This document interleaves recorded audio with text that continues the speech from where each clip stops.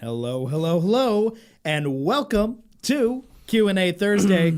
I'm your host, Dane Hennen. To my right, Levi Gates. How there, do it, Dane. Okay, and to my left, Anthony Fisher. Konnichiwa, Dane. Thanks for having me. I know you don't speak any more than that. That's it. Okay, so this is Q&A Thursday. We answer your questions. It's about cars. It's about detailing. It's a good time. What's up? Yeah, we have some fun. It's a kickstart. It's Friday Eve, as we like to say. Yeah, get you primed and ready for the weekend. This is like putting a little early. fuel stabilizer into your weekend, right? Well, Just to kind of yeah. carry you Stay through it. Especially if you have a motorcycle that you haven't ridden in a long time. Yeah, or Yeah. maybe some octane booster, right? Octane booster would be great. I like to think of the Q&A as like a nice shot of octane booster to get you up to that 105 range. You know what I mean? Right. Really be burning. Where detonation happens. Yeah. Good detonation. There's got to talk. be some detonation. Detonation talk. That's what we're doing here. Okay, so I just want to address right at the very top. I apologize. I saw there was a super chat that came in, but it was like 3 or 4 hours early. Whoa. And YouTube makes those comments disappear after I think it's like 3 hours or something. So Dane, sorry. are you saying that super chat was in vain? It was a $5 super chat. I did see it, and it was something about O&R. And for the life of me, I cannot recall exactly what the question was. And I hope you're still here and you can ask it again because we will absolutely answer. I'll know it when I see it, though. It was something about an IK-12 sprayer and O&R. So please, We can. We're happy to answer that really quick. Yes. We do have some housekeeping just to touch up on things. really quick. Just some Anthony, general housekeeping. first thing to talk about. So first thing to talk about, tomorrow we will be filming Dane Eats, right? A food review. We're just saying that now, huh? So we are. Yeah, we're letting people We're know. doing it. We're letting everybody know. And it's an exciting thing, right? Tomorrow I'm going to be cooking Dane a Portuguese dish. Delicious. So this is not a chain thing by any means, but it is a test of my culinary skills. Remember, Dane, It's a genetic chain. It's Dane heritage. doesn't like it when people cook for him. And he doesn't like it when they're owned by when there's multiple locations of one place in a certain city. Yeah. So he wants to help out the mom and pop that actually know how to cook. Yeah. So we're kind of breaking two barriers because it's not a chain and it's someone cooking for him. Correct. Which he is vehemently against. Yeah. Am I? Yeah, he is. Oh. So here's the thing. Speak for me, I guess. My family is from the Azores, right? And so Portuguese beans are a very popular dish there. And so it's a combination of like pinto beans, linguiça, a little bit of onion, a little bit of garlic, some tomato, and it's all kind of melted together to make a really, really good dish. So tomorrow we're gonna be bringing in a little burner, right? Are you gonna be cooking it? Are you gonna making it here in making the it here. studio? Yeah, I am. Wow. So we're Can gonna we try have to. is this part of the Tony's Wings and Berries So package? this is a test to see if the Tony's Wings and Berries could essentially be like a thing, this. right? So we're going to start with this. Chernobyl Portuguese. Oh, boy. Hopefully. Hopefully. Wow. So I'm really excited. Right, we're gonna get some good bread. We're gonna get some Very beans. We're excited gonna get about some, nice bowls and things like that, so we can all eat out of. And I'm gonna try to make enough for everybody here in the media building, and maybe John, our operations manager, can have a bite or two. So it'd be delicious. I like but that. anyways, I'll try and remain as impartial and unbiased as possible when reviewing it. Okay. I hope you Could do, be Dane. good, could be I bad. hope you do. And you're only Don't know you're yet. only I've never sampled any of dissing Anthony's me cooking. and my heritage and my family. And It's gonna that's, be. that's I'm very okay. excited for Yeah, this. I'm very interested to find out. So we've got that coming up tomorrow. Yep. Second thing we wanted to talk about. Yeah. If you could look in the New Air fridge for me. Okay. Yeah. Pepsi throwback fridge, courtesy of our friends at New Air. I think I'm gonna need a Miami Cola. Oh, Get me kick started. yeah. Ready to rock and roll for this this Thursday Q&A. Gotta get it slide. going. I So thought that board was going to but go sailing. that was number 2. We're checking that one off the Wait, list. There's still a third one. Third one. What do you Third got? thing. Oh, Our grand ambassador of Q1 2021, Matt, a.k.a. Dabbler Details, right? I talked about this on the main show, has launched a giveaway over at, go to dabblerdetails.com, right? And you're going to go there, and this giveaway is $1,300 worth of stuff, right? It's a lot of stuff. Detailing things from your friends here at the Rag Company, KCX, Kosh Chemi, and there's also some Griot's polishers in there. There's a skein he grip reached out light. to a lot of Hey, folks. Here to it get is. stuff. There it is. It's the support small business giveaway. So basically, this is going to help all. This foundation, right? The Barstool Foundation basically is supporting small businesses that have been affected by COVID. They've raised over $37 million. Yeah, crazy. I think that's an accurate number. Anyways, a ton of money, and they've been helping out small businesses the entire year, and they have a whole rap sheet of businesses they've helped out, and it's been crazy because they're not just giving them like, here's $1,000, here's $2,000. They're literally changing their lives with giving them a large sum of money to help them keep going, help them keep their doors open. So that makes a real impact. It's a really cool thing. So head to dabblerDetails.com/giveaway. It's a $4.99 entry, so $4.99. You can buy in as many entries as you want, and all the proceeds that he gets are going to go to the Barstool Foundation there, and you could potentially win $1,300 worth of stuff. So it's kind of a win-win. You know, you're doing a good deed, and you could potentially win some cool stuff.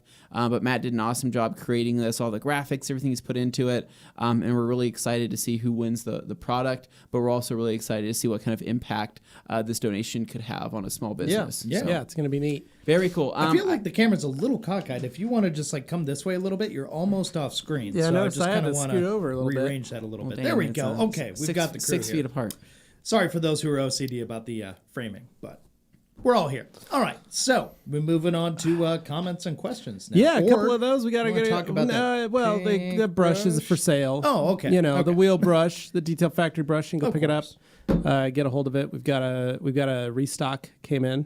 You shall not. Oh boy. Okay. Right, no. Yeah, pass. something. Yeah, pass. That'll work. Yeah, that'll work. Umberto And then here. here's a little hotness for you all. It's our new TRC teaser. Rex inspired Detail Factory TRC's if you hot will. pink. Hot pink. It's like a Detail fuchsia Factory pink. brush that will be available in the short and long handle soon. In honor of TRC Rex. But in honor of TRC Rex, which is an STI, and STI's power color is pink. Pink. It is. So, all right.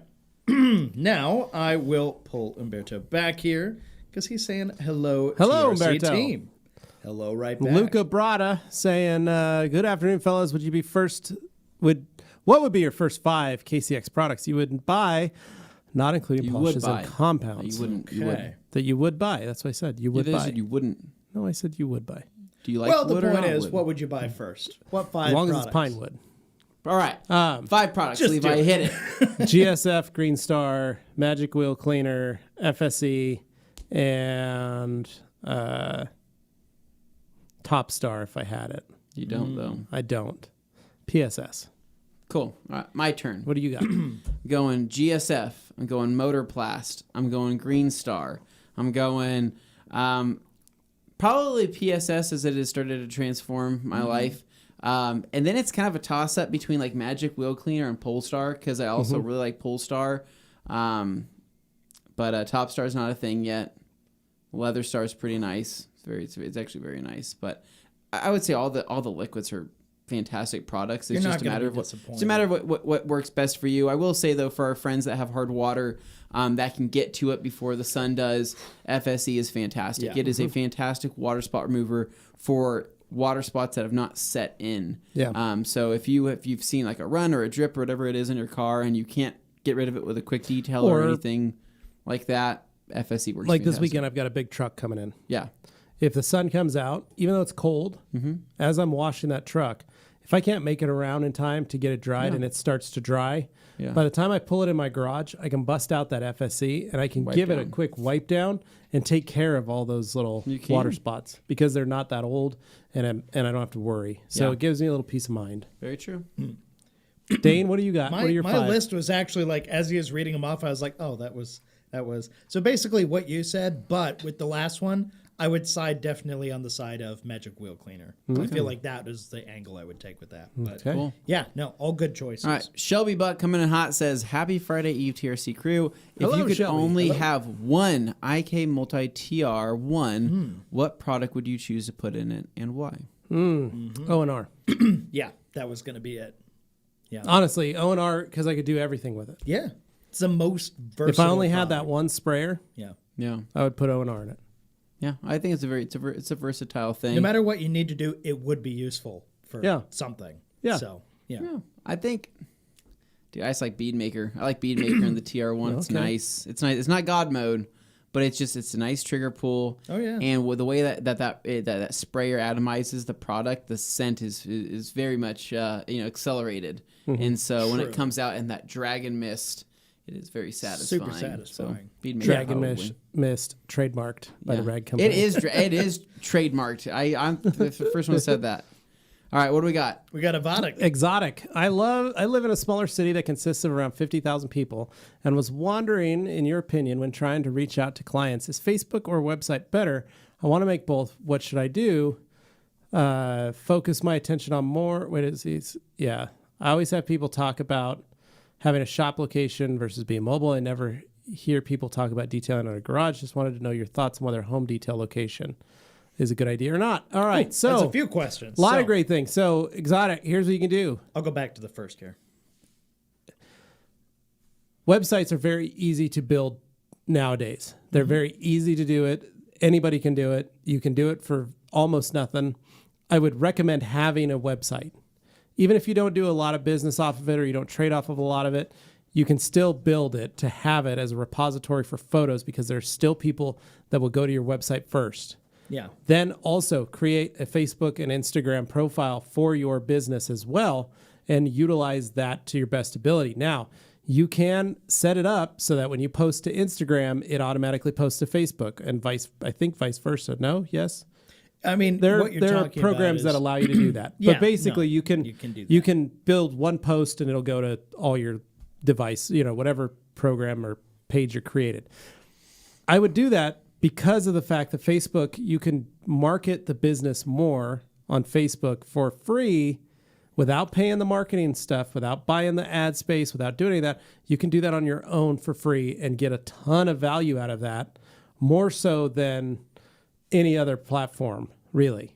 So have everything on there. I know tons of companies who who have built a website. They only have pictures and photos and packages and their phone number.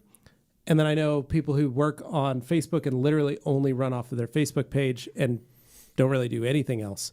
Now, as to opening a detail shop in your garage or being mobile, I think of Sydney when I think of that. Cindy's got a great business model in her garage. She works straight out of her garage, but she's turned her garage into a detail shop. So very nice.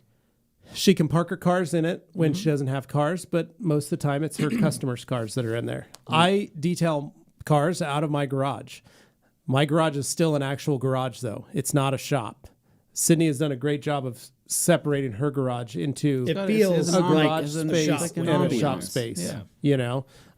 So you are going to have to deal with that. So you may have to get a storage facility or put a storage shed on the side of your house to kind of clear out some of the garage stuff if you really want to make it an active business. If you can't do that, there's nothing wrong with working out of a mobile unit. Get yourself a van, get yourself a little SUV. Heck, get yourself a Chevy HHR or Chrysler PT Cruiser. That's what Zaya did. Ooh, man. And build everything that you need to carry with you in the vehicle. Most of the time you can get water from your customers. Most of the time you could set up, use their hose water, bring your own, get a, what's the word I'm looking for, Anthony? Filter system, a DI water filter system that you could plug into their hose water and use to hook into your pressure washer. So you don't have to carry a water tank on you. It helps to have your own water with you, and it helps to have your own, have nice DI water on you, but it's not a necessity. So there are ways around it. And the best thing I think about a detailer, period, and being a detailer is you become very resourceful in what you do. And remember, make sure you get yourself a tent or a canopy. Spend some money. Get yourself a nice one that is going to be able to protect you from the shade. Make sure you have weights and things to hold it down so it doesn't take off in the air. Yes, we have discussed that. But there's a lot of stuff that you can do. So be resourceful.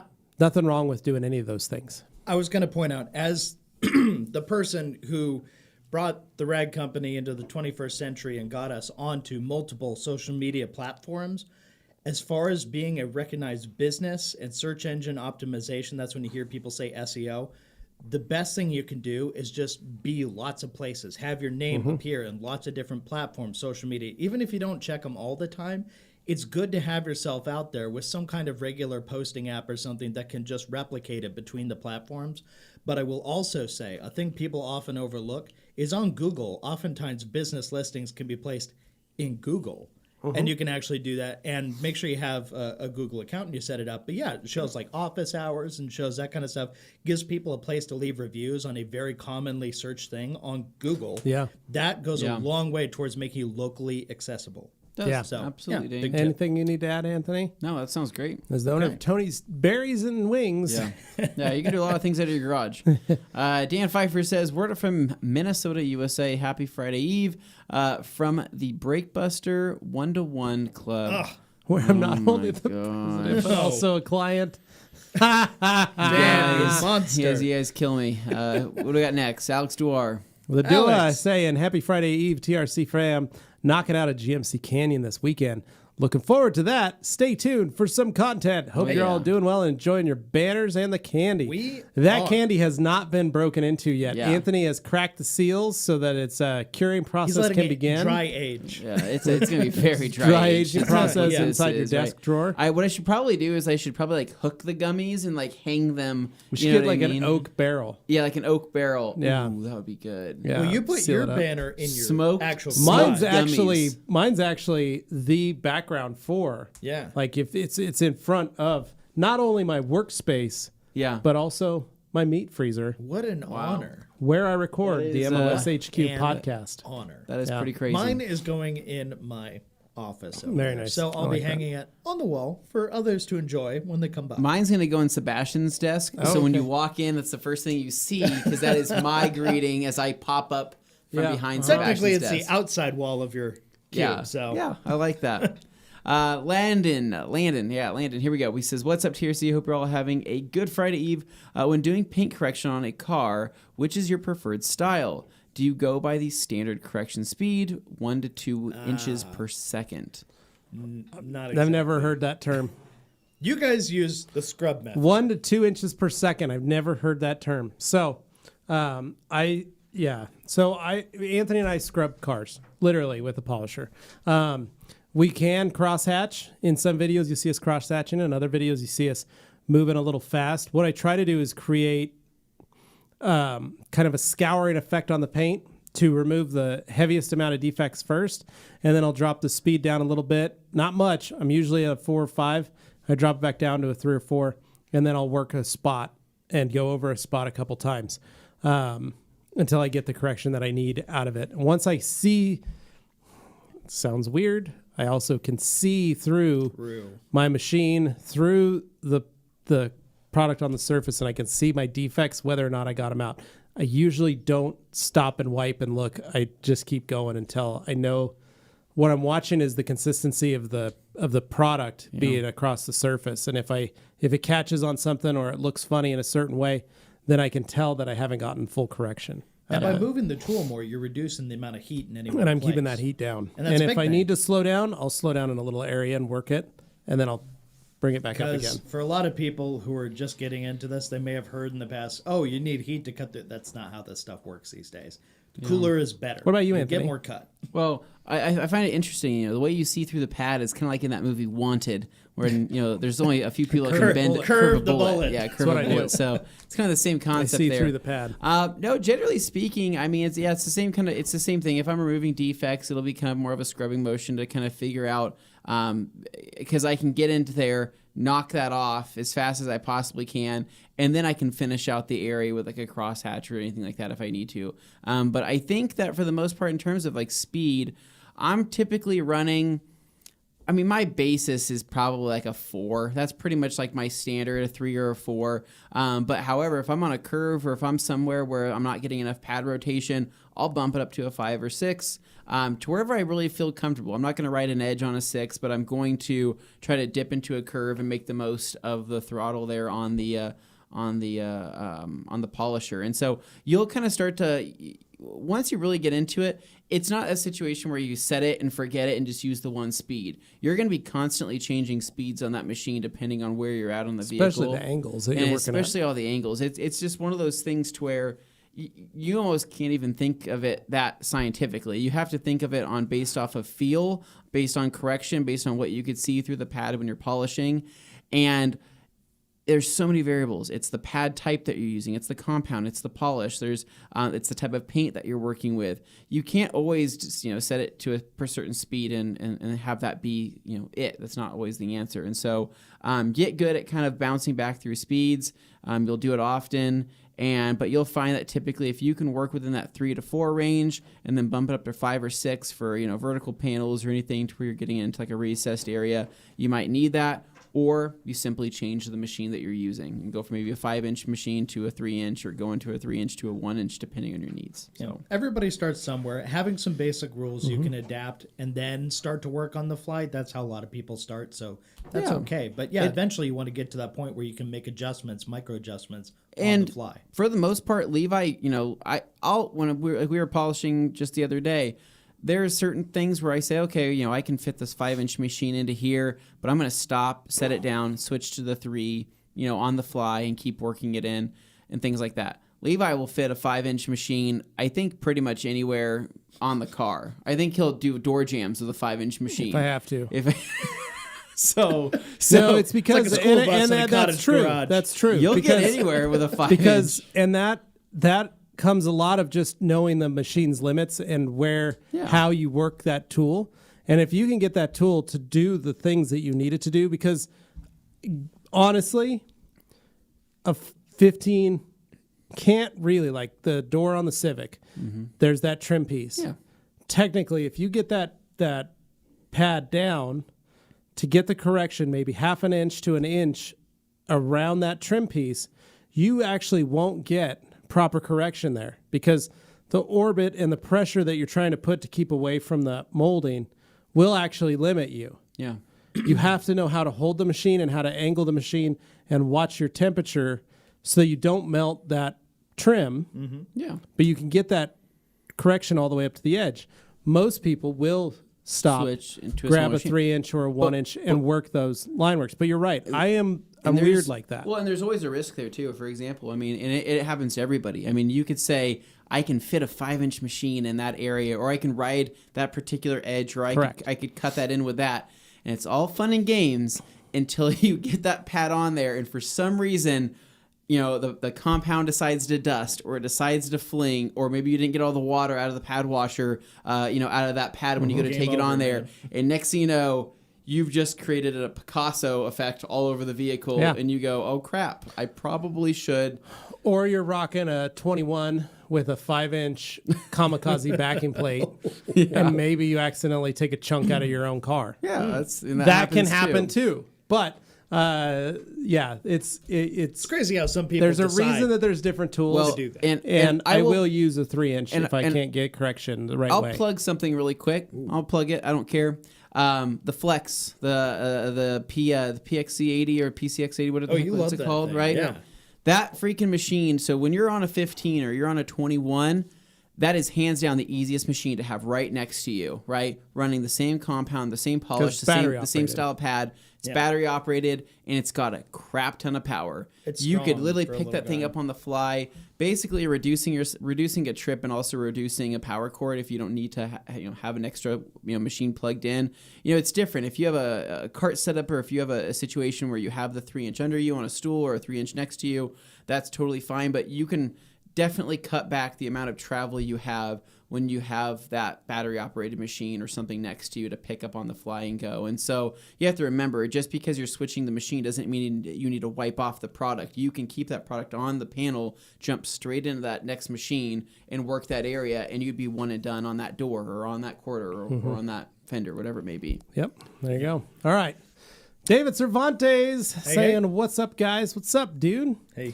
And Decon saying, happy Thursday. Hope you all had a great week. Thank you. And then David Anthony, could you enlighten me more on intermittent fasting? Levi, you tell me about intermittent fasting. Basically, you eat randomly. No, that is literally not Anthony, correct him. 6 to 8, about every 4 hours, you don't eat. And then you eat for about an hour, and then you don't eat again for like 4 hours. Then that's intermittent fast. It's like breakfast, lunch, dinner. No. There's snacks a in between. cutoff period where you just don't eat anything the rest of the day. Basically, it's it's like a 12-hour 6 p.m. period where you stop eating. You're on the right track. Keep going. That's it. You put all your calories into one 3-hour packed marathon, and then you don't eat for the rest of the day.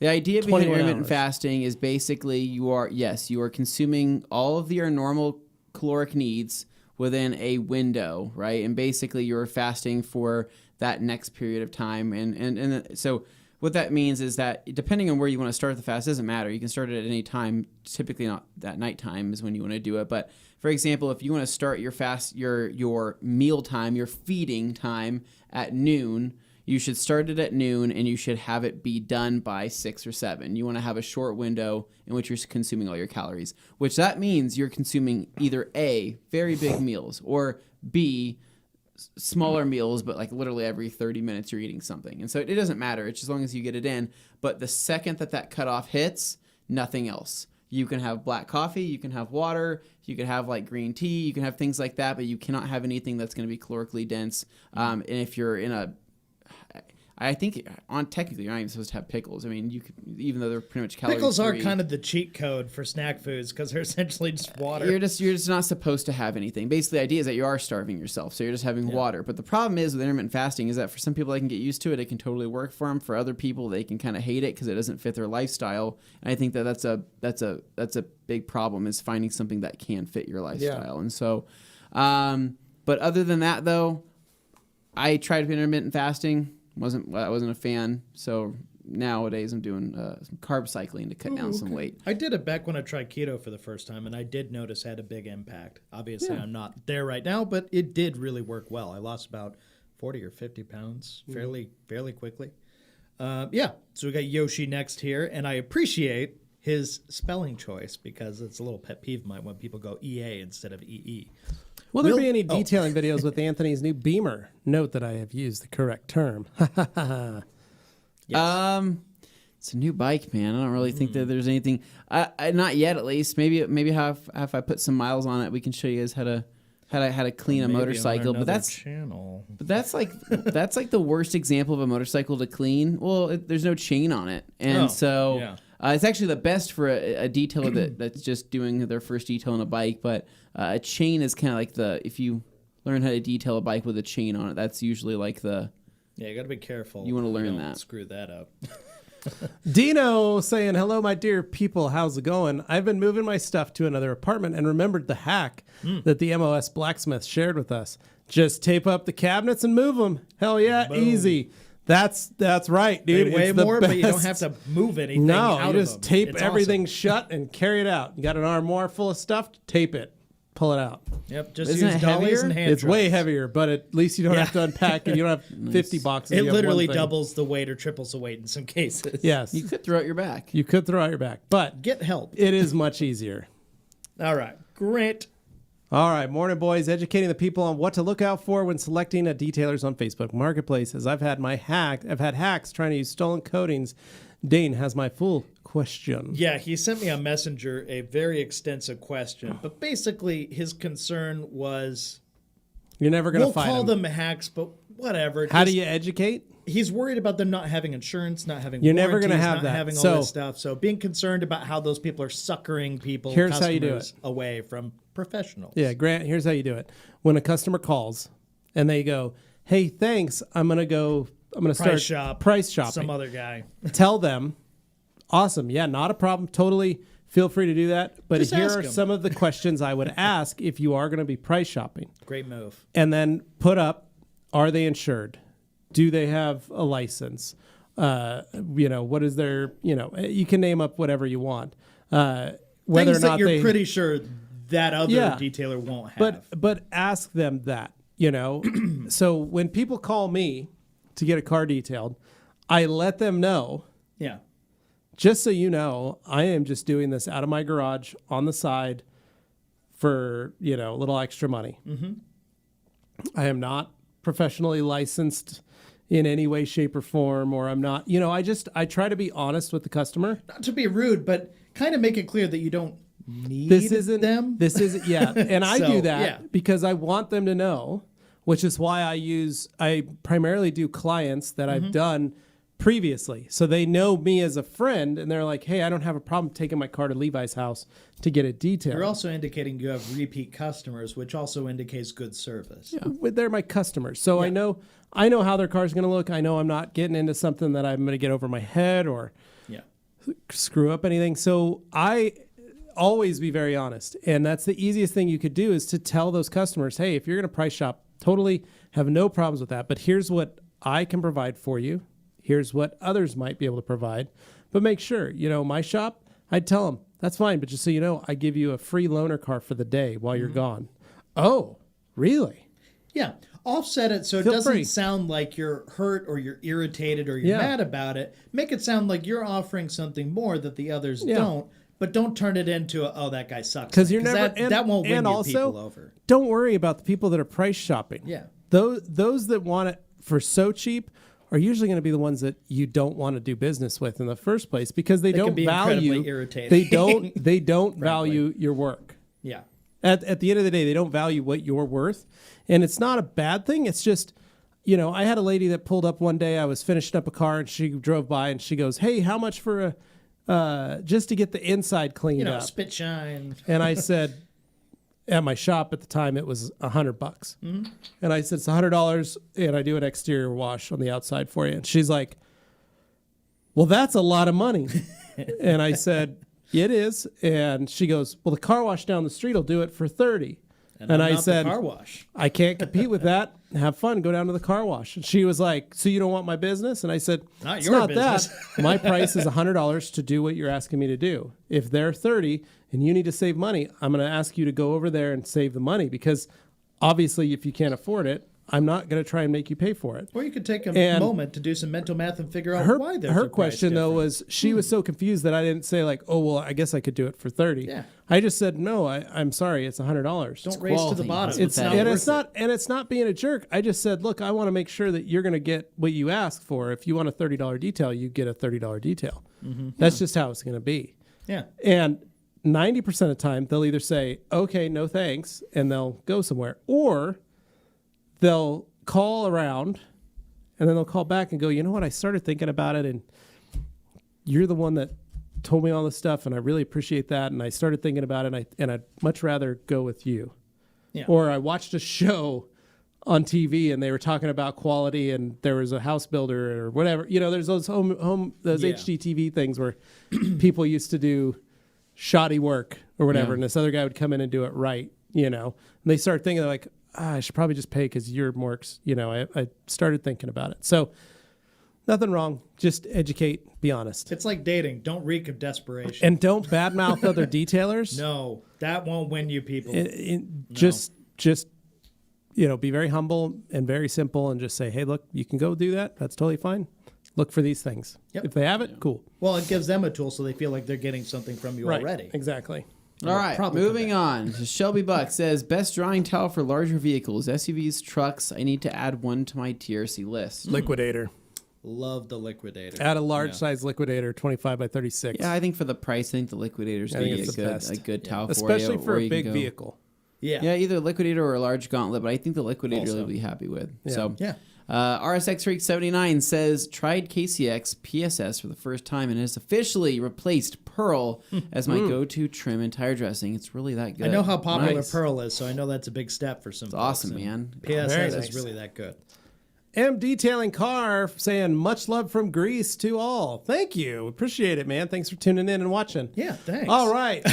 Dane's Backyard Rubbish. Oh, hey, it's my old SVS. You said last week. Amazing, Dane. I really should not have these pictures public. You said last week that Legend has a much higher solids content. Does this mean it's more comparable to pro-only coatings like Crystal Serum Ultra, CSL XO, or PNS Legend for Midwest winter road salt? That's an important. All right. So it is a pro level coating. We will say that. PNS Legend does have a higher solids content. As to something that is going to be comparable to Crystal Serum Ultra, I don't know. because I don't know the chemical makeup of either product. We also don't have any super longevity testing on Legend. And we don't have super longevity testing. I will say, being the big brother of Inspiration, which is already it's a very tough, hard shell coating is what Inspiration is. The increase of solids to me and to Anthony means that there's probably really great durability. But neither of us have enough seat time or real world testing with the product to really be able to offer, that we would with CSL XO. If Legend was around when I recoated the Civic, I would have put Legend on just to have some more real world testing and to be able to know. But it's definitely when you're putting on the paint, there's definitely something extra. I do need to coat the Camry. Yeah, it doesn't have anything. It had Inspiration for 3 years. Yeah, it does. Right now, it's only running Beadmaker and Uno Protect on it, and so I do need to put something on it. Yeah, and so I will be putting Legend at another point, probably a Legend Sole application, so a Legend with a Sole top coat, so that we can actually see some stuff and I can actually start washing and doing stuff. The big takeaway with it, but we just don't have that yet. Yeah, so. The big takeaway is that it's meant to kind of satisfy that higher level coating where it's like a professional type coating, but it's one that anybody could get their hands on, and that's kind of the appeal of it. Exactly. But with that comes some consideration as to some of the challenges that come with applying a more high level coating. Yeah. So just things to be aware of. Yep. Yeah. Chantal saying, hey, hello. Hey, Chantal, what's going howdy. on from Rag Company Europe? How are you?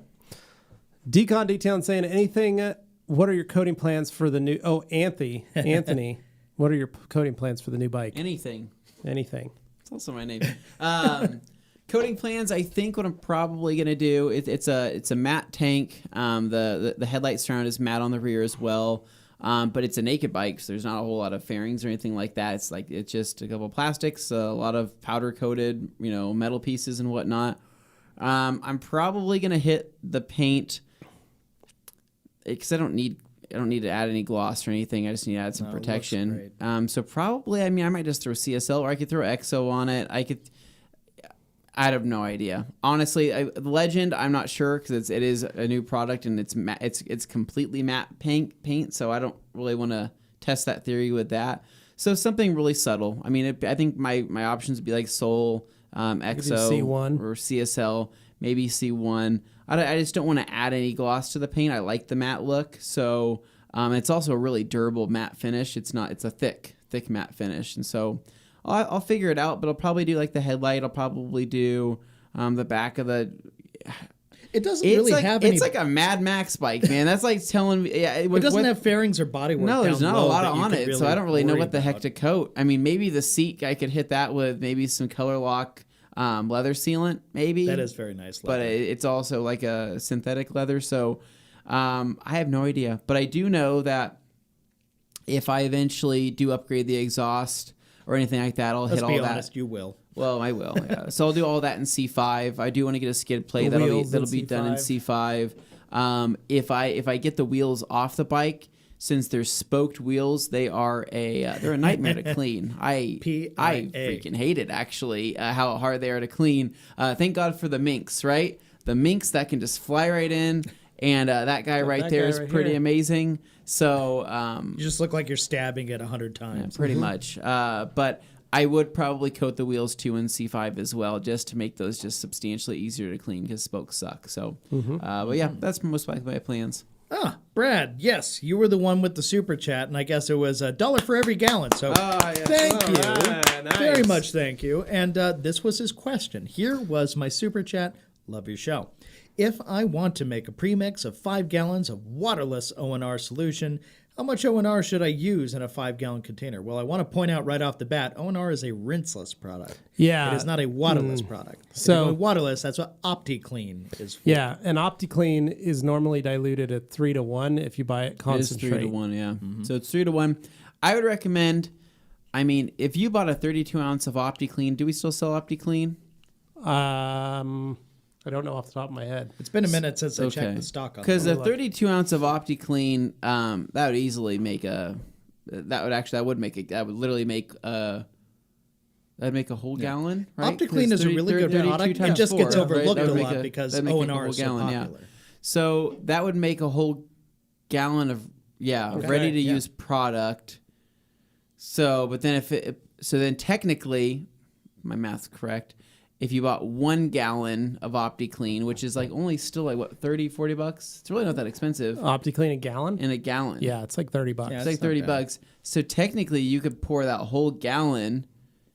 Yeah, you could put that whole gallon into your 5 gallons. Into your 5 gallons. And the thing is even diluted at 3-to-1, I feel like you could even dilute OptiClean more, but it does have some extra cleaning ability. It's stronger than O&R. It does add slickness. It is stronger than O&R. It's a well, great no, product. you couldn't because it's 3-to-1, so it's 3 parts of OptiClean to 1 part of water. No, it's 3 parts of. You're right. It's 1 part OptiClean, 3 parts water. You're correct. Yes. So you're right.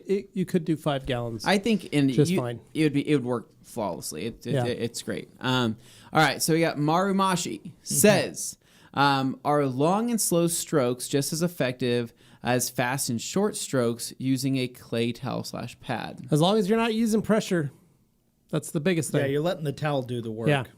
Or the pad. Yeah. Landon, I have a little spot of clear coat on my personal car, which is 16 years old. The clear is bubbling in little spots. Would Optimum Clear Coat Restorer help prolong the clear's durability? No, it's already delaminated. If it's delaminating, here's the deal. If it's delaminating, it's not super noticeable, or if it's really noticeable, depending on how bad it is, you could always try to chip off some of that delamination right there. You razor blade it. You could try to razor blade it. You could try to level it out a little bit more. And then if you coat over that with just a ceramic coating, you'd be surprised on how long you could prolong that extra delamination for. And here's the deal, though. Depending on where you're at, if this car is garaged, if this car doesn't sit outside a long time, the issue that you have is in the mornings, you get some dew, moisture, and moisture on the vehicle. That moisture, even if you have cut and cleared that area, can still seep under that clear because it's open now, and it can seep under, and then and then the heat comes or warms up, the sun hits it, and it kind of expands, and that's how it starts to. That's why it grows so fast. Once that little bit breaks and it starts to delaminate, it goes underneath and it just starts. The seal is broken. It starts cracking. So, although what you're saying could work. It could work only through the warm months. And in the wintertime, if the vehicle is parked outside, there is potential for liquid and water to get under there. Freezing and things like that. But other thing too, if it's on the roof or it's on the hood, wrap it. Or wrap it or just have it resprayed. Yeah. But I mean, wrapping it's a great way to hide things like that. People are like, is there clear coat feeling under this? No, don't take it off. You got to remember, once that clear coat fails, even if you peel that off and you lose some more clear coat, you can always wrap it again. You can always PPF it. You can't fix it. You can hide it, or you can cover it up. But short of just wet sanding and having it all resprayed, that's kind of where you're at. Well, the last thing you want is rust. So anything to prevent that. And hey, like Anthony says, if you wrap it, change the whole color of the car, do something fun with it. Yeah. You know. All right, we got Ricky. Hello, guys. Happy Thursday. Glad to be enjoying the Q&A on a beautiful Caribbean afternoon. Oh, lovely. Nice. Ooh. RSX Freak 79 says, accidentally left my sealant towel soaking for a week in a bucket with some R2R. That's rags to riches. Is there a chance I damage my towels, or is it safe to leave soaking for long periods of time? You're fine. I think you're fine. Yeah, you're fine. Throw them in the wash. All right. Functional Doc asking, will there be FU on the new shipment coming from KCX since I like to try it? Yes. We're hoping, Should be, Fresh up. Detail dudes, any info when Rags to Riches will hit the European market, it is there. You can pick it up from the Rag Company Europe. You can pick it up hopefully right now. If it's not on the site, you can email the team at info@theragcompany.shop, and they will tell you basically where it is, if they have some, if how to get a hold of some. I know that first shipment went out fast. Yeah. So Detail dude, hit them up. At theragcompany.shop. All right. Is there a 5-lug jug dispenser you recommend for a newly acquired 5-lug or 5-liter GS? Lug. I grabbed a Sonax 5L dispenser from Amazon, but not sure if it'll work at the states to only use on their it states to only use on their containers. So it's a dispenser going on cap, to a container. I don't know, man. You're gonna have to find out. Try it for yourself. Yeah. Next question. Gully's Garage. I have some red terry weave TRC towels that have been washed twice since new and seem to still be bleeding red when using them. Any suggestion? Yes. Wash them more. Wash them. Red and black hold the most amount of dye. And they also have the colors detailers all want. Highest concentration of dye. So it doesn't surprise me that you'd still have some bleeding issues with the red. Not every red towel we carry has that bleeding issue. No. Some of the standard terry towels and things that are in red do have a little more dye in them, but you just got to wash them a little more. Sorry, man. Let us know, though, how that works. Nicholas Anthony. Nicholas says, hi guys, something's happened with my Ultra Clay towel. Used it for the third time now, and after half of the car, it gets sticky and almost smears on the paint. Uses O&R as a clay lube. Clean it with... No more comments. So I don't know how that ends. Okay, well... I can't really think if you were just using O&R as a clay lube, there isn't really a whole reason why it would become smeary or the clay would start to maybe delaminate or come off of it. Unless you're using pressure. Well, no, not even If pressure. you press too hard, has you gotten smear sticky. it. The only reason the clay would have gotten sticky is if maybe there was some type of like a tar and glue remover it may have been used on the paint, or if you're catching anything like that. If you're cleaning it and you're using a really high strength all-purpose cleaner, that might also be it. Because chances are, if you're cleaning it with something like Power Clean or maybe an APC, if you're using it straight or as a concentrate, it could be softening. Not washed out enough. Yeah, it's not washed out enough, and it could be softening up the actual clay on the outside. So give us a little bit more info. Yeah. Decons, same question. Yeah, yep. Functional, when will the purple brushes be in stock? They are on their way. Functional Docs should be in stock now, I think. Should be soon. The purple Detail Factory brushes. Pink. I don't think they're in stock yet. Shouldn't they? Are the white ones, I think. I don't know. Maybe. Anyway, should be soon. Sorry, we don't have an answer for you. All right, I got Decon on the screen here. Says, I'm debating on getting a new Lake Country pad washer, $4,000. I'm afraid I won't use it and would probably just switch pads. Do you have an argument for or against it? Pad washer is probably the best thing I ever have. When you're on a job and you have the pad washer, things go a lot faster. I actually, honestly, I don't even like polishing a car without having a pad washer. Yeah. And I told Levi that the other day. A pad washer is pretty much life-changing. Well, for a while there, the pad washer was me. Yeah, I'm just a fan. Yeah. I like damp pads. I think damp pads feel good on the paint. I think that, and it's nice having a clean pad. And it's nice to have a clean pad. But I think that pad washers are still kind of underrated. I think more people... I think there's just a lot of information on just compressed air being the only way to clean a pad, and I think that's just not true. I feel like when I have a freshly washed pad out of a pad washer, I feel like I have really good rotation on the pad. I feel like the pad contours better to body lines. Stays cool while, a little yes, longer, it's softer, technically, I like the experience a lot more. Basically... I don't know. I'm a huge advocate of pad washers. What about you, Levi? Yeah, me too. I don't do anything without a pad washer. Okay, simple. Decon's second question. I got a new Rupes 75E, and even speed one seems a little fast on the polisher. Did you guys notice it rotates a little fast on your own machines, or do you think it's just me?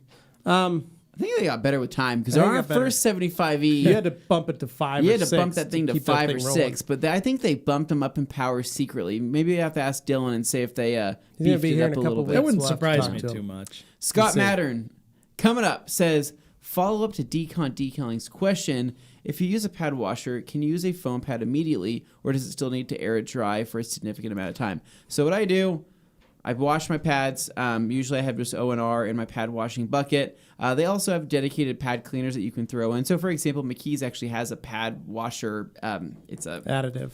It's like it's an additive, but it's like it's like a powder. It's like a detergent, and it's normally you'd be different. opposed to that kind of thing. Smells amazing, but I just use O&R. And Lake Country has their snappy pad. And they have the pad cleaner. So you could do a pre-spray with APC if you want to, and then just go straight into it. But really, a couple pumps on that with O&R in it. I spin it dry, so basically pump it up. Speed it up to 6. Yep, speed it up to 6. I just kind of hold it in the recessed area so all the fling doesn't go on the surrounding areas. It just goes within the pad washer itself. And then what I'll typically do after I spin it for a little bit, I take my hand and I apply pressure to the face of the pad, or at least an area of the pad, to kind of squeegee out any remaining liquid. And then if it's really damp for any reason, I didn't get it all out, I also will have a microfiber towel to where I'll just kind of press it up against the foam. Yep. And I'm good to go. But typically, I can get it mostly out. There are situations where maybe if I'm rushed on time and I'm just trying to like get through with something, I'll still have water in the pad, and I won't realize I'll have water in the pad until I take it to the paint and turn it on, and I go, oh my God, that's a mess. And then the camera guy standing behind you is just like, yeah, I just got sprayed. Well, what I'll do is I'll actually, similar to Anthony, but when I'm done spraying or when I'm done blowing it out or spinning it out, compressed air, then I use compressed air, and I'll just give it a little blast from back here and run it. And that usually dries it out the rest of the way. I go for there. So easy. All right, our Paz saying hello, TRC crew. Rob Paz here. Enjoy another great Thursday Q&A. Levi's looking fresh and dapper with that haircut. Thank you, guys. Look at that. It's really nice to think that everybody loves my There's been several haircut. compliments this week. So many people. But because you go to a professional who charges a ton of money. I do. I actually go to the MOSHQ. Oh, right. And I have a guy named Levi that actually cuts my hair for me. You know, guys. That's so crazy. You guys have the same name. I sit down. He goes, what can I do for you? And I say, well, first off, you're very handsome looking. And I say, thank you. You are also very handsome. And he says, well, that's great. What kind of haircut do you want? And I say, I need you to make me look cool. And he goes, say no more. I gotcha. Pulls out his clippers, just buzzes the sides of my head. Yeah. And then cleans it up and then goes, all right, you're done. That's it. And then he doesn't charge me. Wow. Whoa. Crazy. That's crazy. I actually just have to sweep up and clean up all the hair on the floor. Yeah. And put it away. Okay. That is amazing. Thank you for that. Yeah, no, I cut my own hair. And the funny thing is, my hair is usually I try to always keep it this short. I cut it every couple weeks. But I wear a hat all the time. So this week I've been not wearing a hat. And everybody's noticing. Whoa, look at that hair. Man, nice haircut. Looking sharp. And I go, thank you. Anthony's mom cut my hair. And they go, really? And I go, nope, she did not. I did it myself. So anyway, thank you, man. I appreciate it. All right. Lil Fox. We got Lil Fox coming in and says, buying a new car soon, and it's got pretty soft paint. When preparing for paint correction, is chemical decon enough, or is mechanical decon still recommended, even if it adds extra swirls marring? I just say to get a good idea on where it's at, feel it, do the baggy test, do whatever you want to do. But I would say chemical decon will do a little bit, but I think the most of the smoothness and the glass feeling is going to come from claying. So I think that any type of micro marring or any of that is really just part of the game, and it's going to come out when you polish it. I wouldn't overthink it. Just know that you're going to have some really, really smooth paint that you can Starsky and Hutch off of when you don't want to do that. Done. You scratch the paint. What? Oh, okay. Pro tip. Otto Vargas, first time posting live from Costa Rica. Thanks for making our Thursday afternoons entertaining and sharing your knowledge. Thank you, Otto. Oh, thanks. So fun fact, Anthony, when I had the Oldsmobile 76 Oldsmobile Cutlass Supreme. Ooh, good car, yeah. I polished that thing so much. Yeah. Kept that thing nice coat of La Serra Amarilla wax on it. Wow. On the hood, on the side, everything. The girl I was dating at the time, we took it up 8th Street. Oh, I see where Cruised this is on going. up, threw a Mexican blanket on the hood. Yeah. We both tried to hop onto the hood to, watch the sunset over the city. Very romantic. Whatever you want to call it. We could not climb onto the hood. It's too slick. Because it's so slippery. Wow. That blanket kept falling in the dirt, and I was like, well, this sucks. This is not how I imagined it. And she goes, I'll just hop on the hood in my with my jeans on and my boots. And I was like, the 18-year-old, 19-year-old kid just dying inside. Mortified. Watching this girl climb onto the hood of my car. I got it. Yeah. Instantly, it was a surprise. I was like, I'm sure we could get this blanket to work. I'm sure we could. I was trying to protect my beautiful hand-forged 76 Cutlass Supreme original paint. That hood was never And the same tan. after that. Yeah, it was rough. Anyway, well. slippery hoods. All right. Is it safe to use acid wheel cleaner on gouged wheels from curbs? Weaver details. Chances are it broke It's going to through. burn. Wherever it's curbed, it's going to burn. It's not going to look any different. Put it that way. So, It'll still look bad. yeah, it's still going to have a burn mark or a rub or gouge or anything. How much worse is up to you? Troy, happy Friday from down under. How are you, Troy? I had a great talk. Fun fact, last night I was leaving here. Great conversation with Mark Perch of Car Care Co. in Australia, our rag company affiliate down there. Good dude. And we caught up, had a great talk. He was actually, get this, guys, he was going to a football match last night. Ooh. 70,000 seat footy? arena going to the game. Wow. Why? Because there have been no COVID cases in Australia. Yeah, Australia's So got it's that back to figured normal. They're That's able amazing. to open things back up. They're able to do stuff. Pretty spectacular. So he was very excited. They were able to get out, start going and doing stuff. So he's like, as soon as these borders are open, I want you boys down there. And I said, we would love to be there. Never Yeah. been, but So- I'm excited to go. So if you're, a lot of animals that want to kill Troy you. down there and hanging out, check out Mark at Car Care Co. And pick up some Rag Company products from him. Yeah, speaking of Mark over at Car Care Co., Grant over here, Yes. he's next door neighbors, right, Dane? Yes. he's from NZ, so it's a little different. Just a He hop can and still skip buy away. his hop and a products skip. from Mark at Car Care Co. can. because Mark handles not only Australia but also New Zealand. Wow. I'm pretty sure if you get one, you got the other. Just right there. There we go. So he says, Anthony, did you see the black EK Civic Type R I did? If not, I'll send pics to Great Dane. Please do. Yeah, I did not see it, but I do love myself some EK9s. That's amazing. Here we go. We got Ryan De Silva. Cool last name. What's up, TRC fam? Corrected a 2013 BMW 535i this week and found the black trim on the B pillars near impossible to correct. Tried nearly every pad combo I could on my 3-inch in the Rupa's Hybrid Nano. And then he says, any Those are suggestions? So what do you mean impossible to correct? Like impossible to finish out to get I'm wondering if swirl-free? it's just So incredibly soft. I'm going to tell you, we found this out. We were having a lovely conversation with a gentleman when we were at Detailer's Domain. Yeah. Who worked on the BMW or worked for the manufacturer that supplied B pillars to Audi and BMW. Yeah. And he stated that it's basically an enamel-based It's like a resin. It's like a resin. Yeah. resin that goes that's on what it those was. B pillars. It's very So, and it's very thin. Oh yeah, he emphasized how thin. So he it said was. it is almost impossible to correct him because the product that is on the surface is very difficult to correct out. He said your best case scenario is to PPF it or pull them off and have them actually sprayed with actual 2K clear or 3K clear automotive good clear. idea.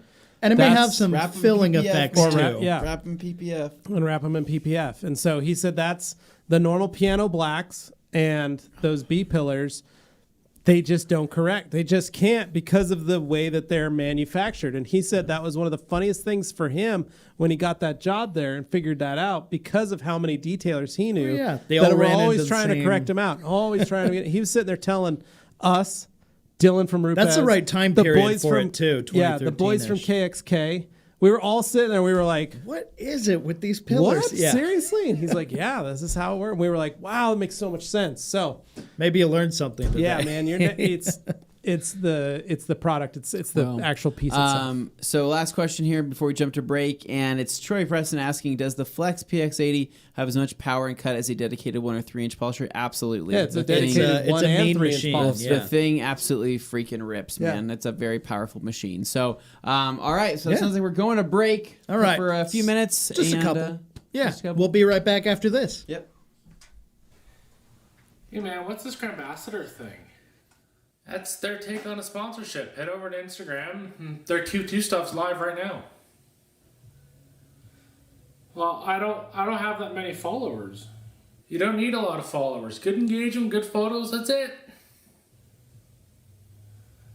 Well, I've been seeing these Q1 guys are crazy, so I guess I'll give it a go. Good. Hello, and welcome to a promo for our new series called Satisfying Saturdays. Now, what are Satisfying Saturdays? Well, I'll tell you. They're a little bit of audio, a little bit of video, put together in a satisfying combination while we do some sort of detailing on the side there, you could say. It's ASMR adjacent. So it's not going to be perfect ASMR, but it's mostly just going to be sounds of brushes and foam and water and detailing products. Just a very satisfying combination of all the things you love about detailing without any of the, noise that you don't want to have in there, right? Oh, that didn't sound good. Something you can just relax to, put on in the background. I don't care how you watch it, I just care that you watch it. So, that's really all there is to say about it. Check it out. I think you'll enjoy it. Hey guys, Levi with the Rag Company. Have you ever wondered what it takes to turn a car from a 0 to a hero? Have you ever wondered, can you buy a car and fix it back up and then resell it for a lot more money? Well, if those are the questions you've been asking, have I got the show for you.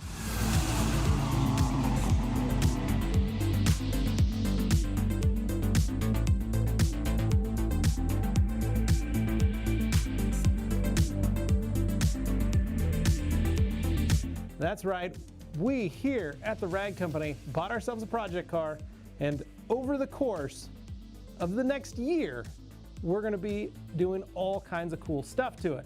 We're gonna be polishing it, we're gonna be cleaning it, we're gonna be putting new parts on it, fixing the wheels, fixing the interior, fixing the dings, fixing the dents, fixing the clear coat, all that stuff. We're gonna even be cleaning the windows, can you believe it? And we are gonna be finding lots of fun parts to put on, kind of personalize it, and make it our own. That's right, it's TRC Rex. That's what we've been calling it, and it's a pretty rad little car. And we're hoping to turn it from a 0 into a hero. Hey guys, Anthony with the Rag Company, and have you checked out our Instagram? You haven't? You have? I'm not really sure, but it is arguably the most entertaining Instagram page of all time. It's hilarious. There's tons of cool towel posts and detailing products, and I'm not really selling this, am I? Not really? Okay, well, it's a really cool page where we post a ton of sale content as well as cool pictures of new products and new releases and kind of everything we do there. And we also host the Grand Ambassador program on there as well, which is our take on a sponsorship.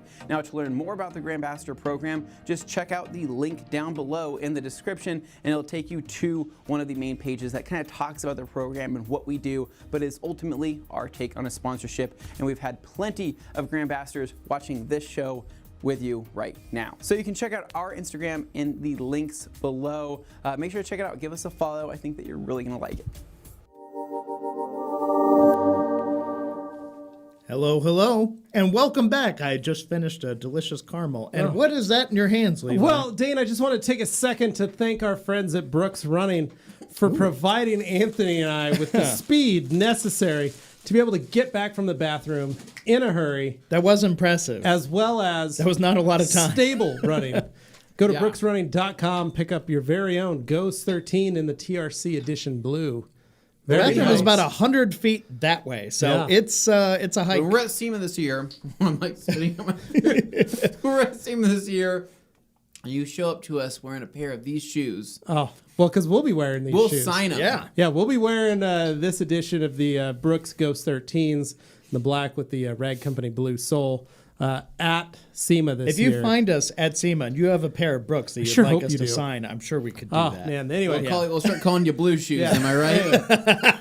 Big thanks to our friends at Brooks for making it so easy to get back from the bathroom during that very short break. So, really loving it. All right. Okay. So, jumping back into it, we got Troy Preston. We already answered that. There. We got Dabbler Details, a.k.a. Matt, who I was speaking about earlier, who is running the Dabbler Details giveaway to support small businesses affected by COVID. So he says, hey, hello, TRC family. Sorry for being late. I hope everyone is having a great day. We are. We hope you're having a great day as well. We covered your bases at the beginning of the show, so you're good. Yep. All right. We got Lomas Tikas here. I love that name. Hello, everyone. I have a question. What's wrong with my IK foamer? When I pump it, it makes a loud squeaking noise. Will the repair kit work in stopping that? I also noticed that when the liquid gets low, it stops And that's it. then it's done. There's nothing else there. But I have a suggestion before anything else. All right. Go to the Rag Company FAQ channel and watch Anthony's incredible breakdown of an IK sprayer. He goes through it bit by bit and shows you how to clean the whole thing. Mm-hmm. And there have been several people watch the videos. You can go down in the comments. They have all basically said, holy cow, this fixed it. Yeah. Whatever issue you had, that fixed it. It didn't fix that one I was working on that day. No. But I'm kidding. It did. No, it did. Yeah. So it's a good fix, and it just give it a deep clean. It's just a maintenance thing that happens. Yeah. All right. What do we got? That's really it. Nick Stessman, Anthony, come on, man. Intermittent fasting is not the answer to weight loss. Most people will still eat over their caloric maintenance just in a smaller window. Low-calorie, dense foods, my friends. So, well, if you listened closely, I said with their caloric allowance, you're supposed to eat within that window. So basically, you can't just go eat whatever the heck you want within a 6-hour window. It's not a cheat code. Yeah, it's not that. So you have to eat basically, if you're at a 2,000 calorie, if it's a deficit or whatever it may be for you, if you have to hit 2,000 calories for that day, you need to fit those 2,000 calories within that window. And I'm not saying that go eat because essentially that would be like one cheeseburger, a couple donuts, and whatever else would be. But then your macronutrients are completely off, meaning that your carbs, fats, and proteins are all structured horribly, and then you're also not getting your micronutrients, right? And so basically, you can't go and do that. It's not like a cheat code like that. It's more of a matter of during that time when you're not consuming anything, your body is in a state of hopefully burning what it did consume within that time frame. And the other big takeaway from that as well is that when you cut carbs you cut carbs before you go to bed, hours before you go to bed, typically your body will start to burn a little bit more fat than if you were to load up on carbs before sleeping, because we all know that when it's kind of like a feeling you have when you wake up in the morning. When you eat a ton of carbs and you go to bed and you wake up the next morning, you say, wow, I feel bloated. Yeah. Right? And then, but however, if you were to cut carbs, let's say if you cut carbs at 7 p.m., 6 p.m., and literally consume no more carbohydrates, right, at that time and went to bed, I guarantee you, I'm not saying go eat a freaking fatty steak, but I guarantee you that if you cut most of your carbs and you watch what you eat, you'll wake up in the morning, I guarantee you'll feel thinner, right? You'll feel basically less inflated. And so, but no, always try to eat calorie dense food. Always try to eat whatever you can that's healthy for you. But intermittent fasting, like I said, I wasn't a fan of it. Dane liked it. It worked for him. I'm a hungry guy. I need it every 2 hours. Otherwise, I'm just... you get cranky. I was eating those rice cakes right I there. eat once a day, but that's also how I wound up like this because metabolism's just all screwed. Sumo wrestler diet, Dane. Yep. All right. We got William Quintana here. Levi? Do the G-Technic coatings have room for error, or are they an easy on and off similar to PNS Soul? Yes. So they don't, not necessarily, I'm going to say room for error. I'm going to say, though, in the right conditions, meaning zero humidity, nice temperature, 60, 65, 70 temperature range, they will give you a long working time, which allows you to take your time with the product. When we did Anthony's truck, we were both, it was the perfect temperature to be working on that truck to where we were laughing how long we were waiting for the products to actually set up and work, where we were like, man, we could probably just go have a bite to eat and come back and take this off. Now, if you're in a high humidity area or high temperatures, then yes, you're going to have to worry about making sure. But that's with any coating.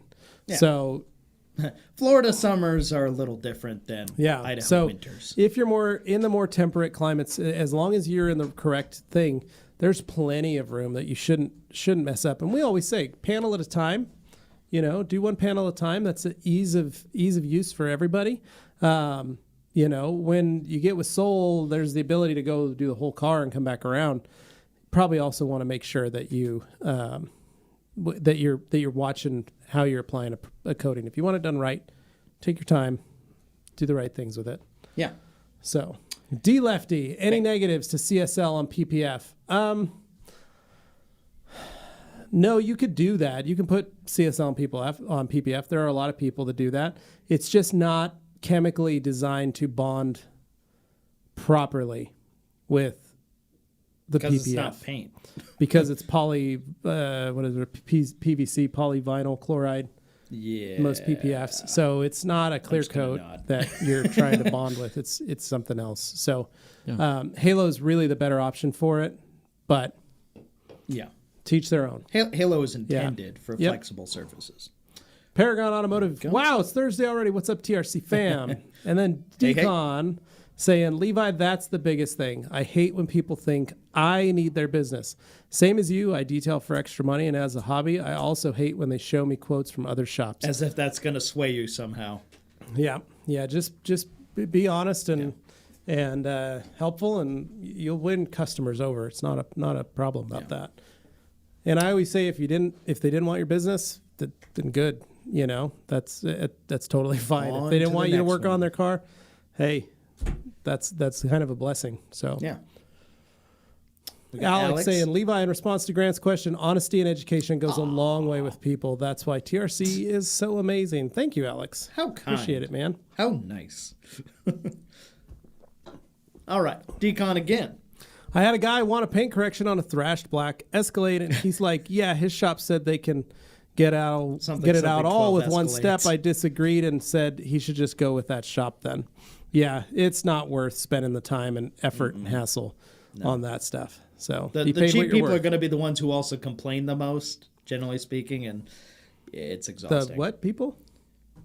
People who are always looking for the lower price. Oh, yeah, the cheap people. The cheap people, yeah. Mm-hmm. The ones who are just like, I can get this better over here. Okay, then go. Yeah. Anthony. All right. Would rags to riches be good to add to a soap for sealant removal or paint? No, I would not do that. No, do not. Do not do that. Brian Schwab. Happy Friday Eve, guys. What is the easiest way to learn dilution ratios? Well, it's kind of basic subtraction. It's basic subtraction, but it's also something that can be done on a very minimal level with basically... You could take like some 32-ounce spray bottles, have a dilution ratio kind of thing on there built in, and that's kind of like a good way to understand how things work, right? So if it's 3-to-1, you have 3 parts something to 1 part something, so it means it's 4 parts total, technically. So if it's 3-to-1, break it into fourths. Then you break your ounces into fourths. Yeah, then break your ounces into fourths. Or your milliliters or whatever you're doing. That or just or set a you just have a unit of measurement is another any unit of measurement, right? Whether it's like a cup, right? So if something is 3-to-1 and you have 1 cup there, which is right? 8 ounces, 1 cup, then you go 1, 2, 3, and then you take your cup and you add the product and you go bam, you've hit your dilution ratio. Yeah. So that's the easiest way to do it. It's like 3-to-1 is 4 quarters is literally how I've always kind of played it out to guys. So you've got your 4 quarters, literally like money, right? Combined, they equal 100. Yeah. Split up, they're 25 cents, 25 cents, 25 cents, 25 cents. So if it's 1-to-1, then you just split it in half. It's 2 50-cent pieces on either side. If it's 3-to-1, you take your 3 quarters over one side. That's your water amount. This is your chemical amount. Yeah. Once guys can visually break it down in that process, they go, oh, okay, I get it. Yeah. 10-to-1 you can use with dimes. Mm-hmm. Yeah. It's literally once you learn, you're like, oh, I get it. Okay. I can make this work a little better. And as you grow, you get to that point. So I think the hard part is people hear 256-to-1 with O&R, and they don't understand that dilution ratio. Yeah, and 256-to-1, it's just really easy, just because the cap is built in, the measuring tool is built into the product. But I would say when it comes to like IK sprayers and things like that, that's where it can get a little bit confusing. But once you do the measurement once, right? So if you do take a measuring tool or anything like that to measure out the product difference, and you can see the product within the container, right? You'll learn the first time. You'll say, okay, so if I add only this much product to this much water, you'll remember that for the next time. And before you know it, you're just going to start eyeballing it, and you're going to be okay. Like, for example, I can eyeball the O&R being put into 4 gallons of water by the color of the liquid. And I say, okay, I'm like, that's about 256-to-1. Whereas I'm like, oh, that's clay lube.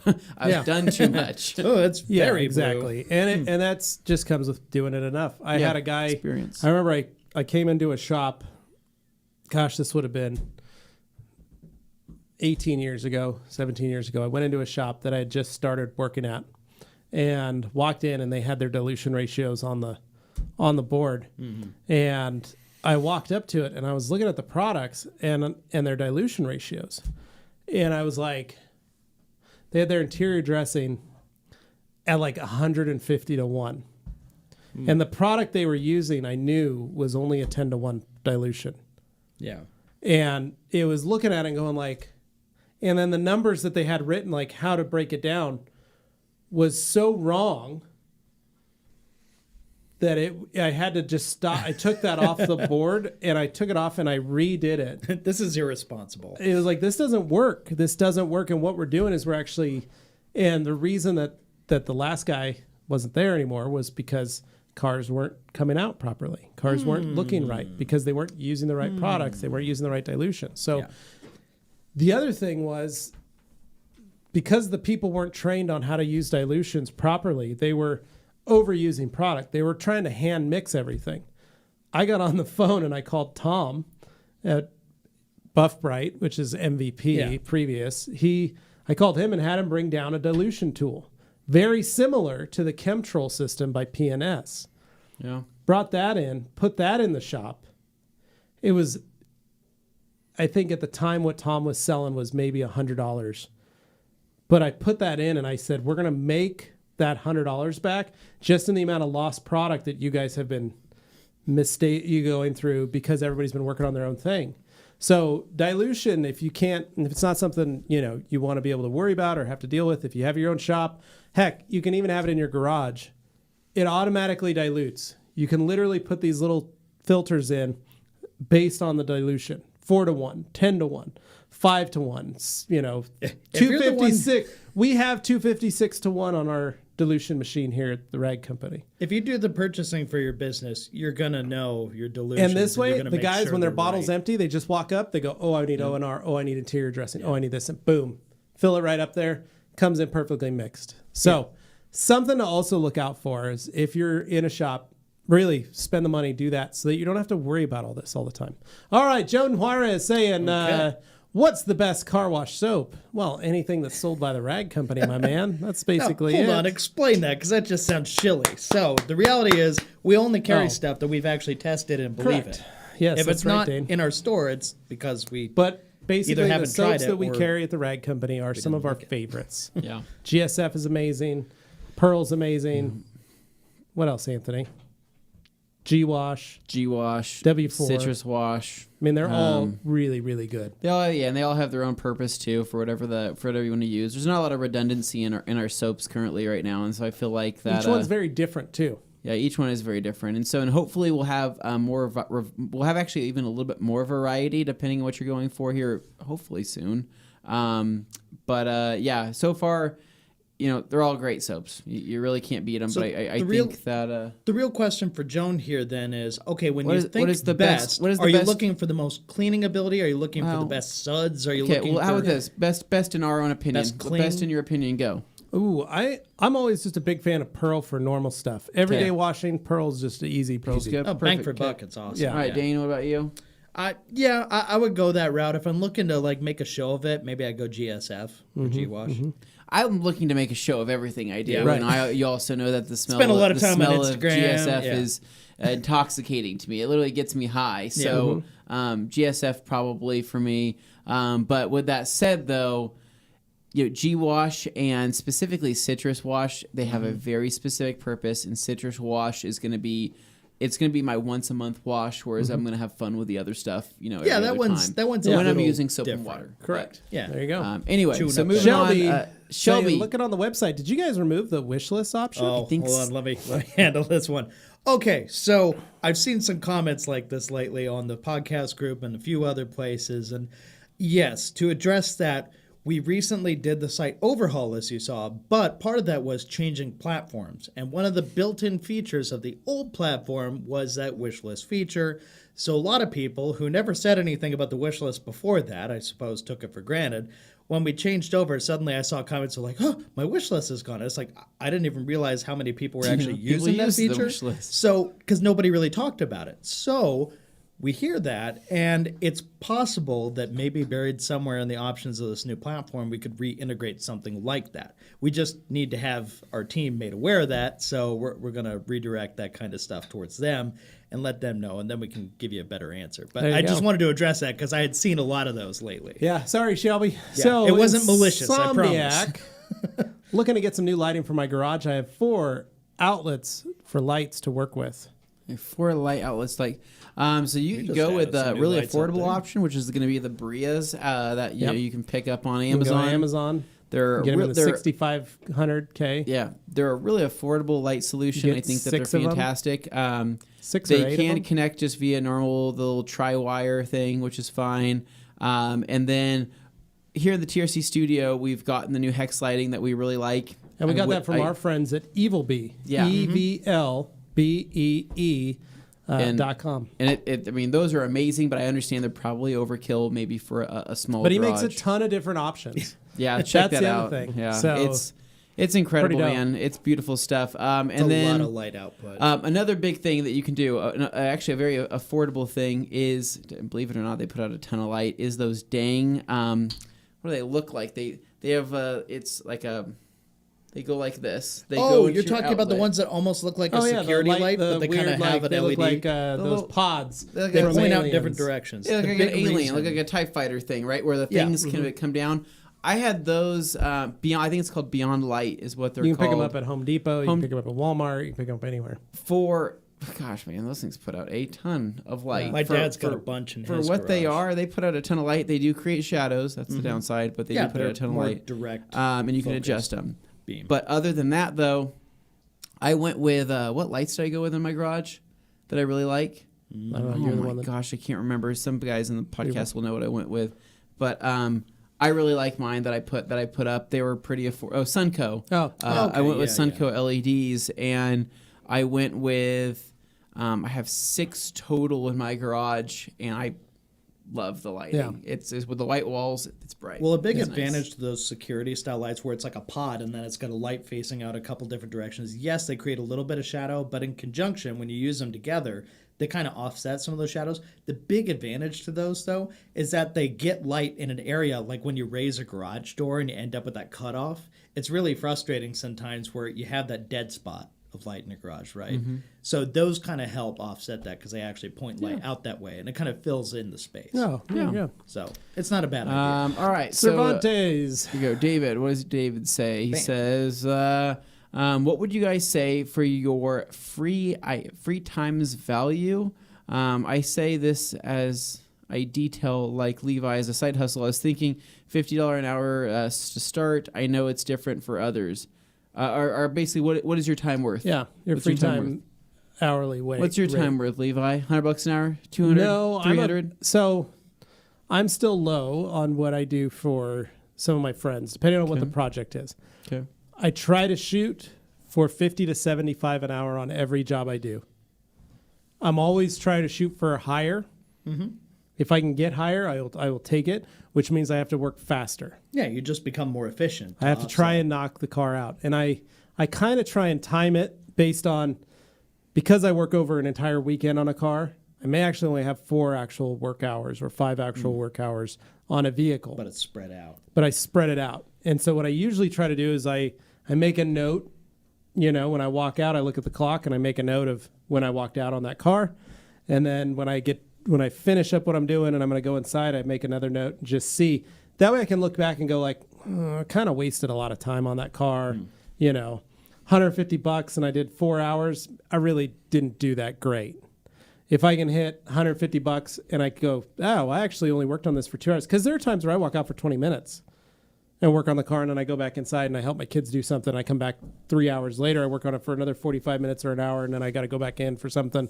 So I try to make sure that, I'm keeping an eye on my time because it's very easy to continue to wander around, touch up stuff. So 50 to 75, that's what I try and shoot for now. Anthony, where are you at? You just did that paint touch-up job. Yeah.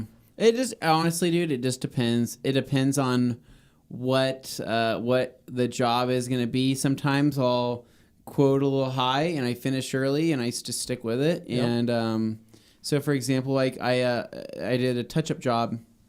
I did a Dr. Killer chip job on a GTR. Well, it was last weekend, right? I didn't even talk about that. No. Oh, well, anyways. Well, whatever. So I went out there and I did a touch-up job, and the GTR was pretty hammered with rock chips. There's some pretty big chunks missing out of it. And I quoted, I want to say it was $300 to go out and knock it out. But it was one of those jobs where the color chip was sticking perfect. It was laying flat. It was like a dream, and it was white, right? Yeah. So it was like a dream, rock chip repair job. I couldn't have gone any better.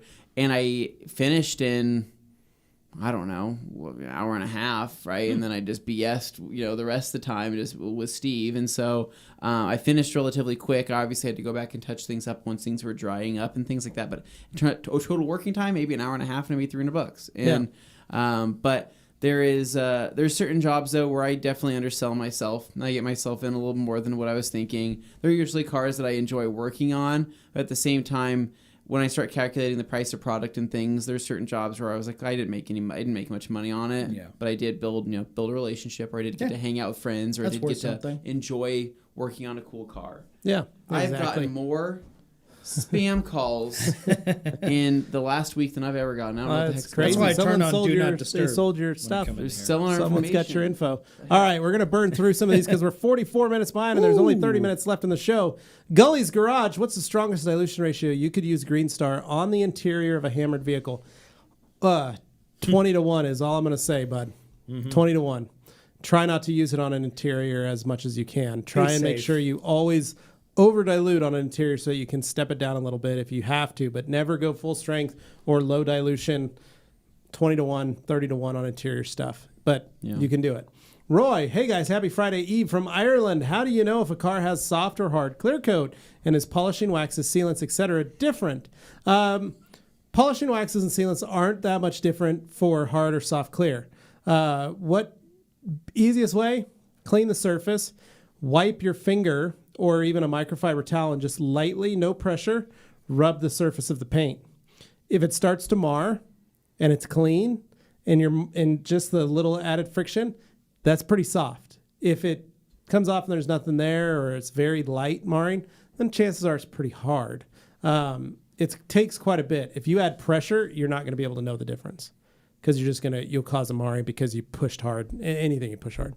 But that's most of it. You can also kind of look and notice the paint, and you can see the way the marring has happened. If there's lots of marring from just touching and fingerprint marks, that's pretty soft. Yeah. If it's wash, like linear wash marks and stuff, then chances are it's probably hard, or car wash marks, chances are it's kind of hard. Did you say that? Yeah. Humberto coming in says, if the clear coat is peeling, wouldn't it be an alternative to sand the edges besides using a plastic razor and possibly using the Optimum Clear Coat Restorer? So here's the thing. You can use the Optimum Clear Coat Restorer over the top of that.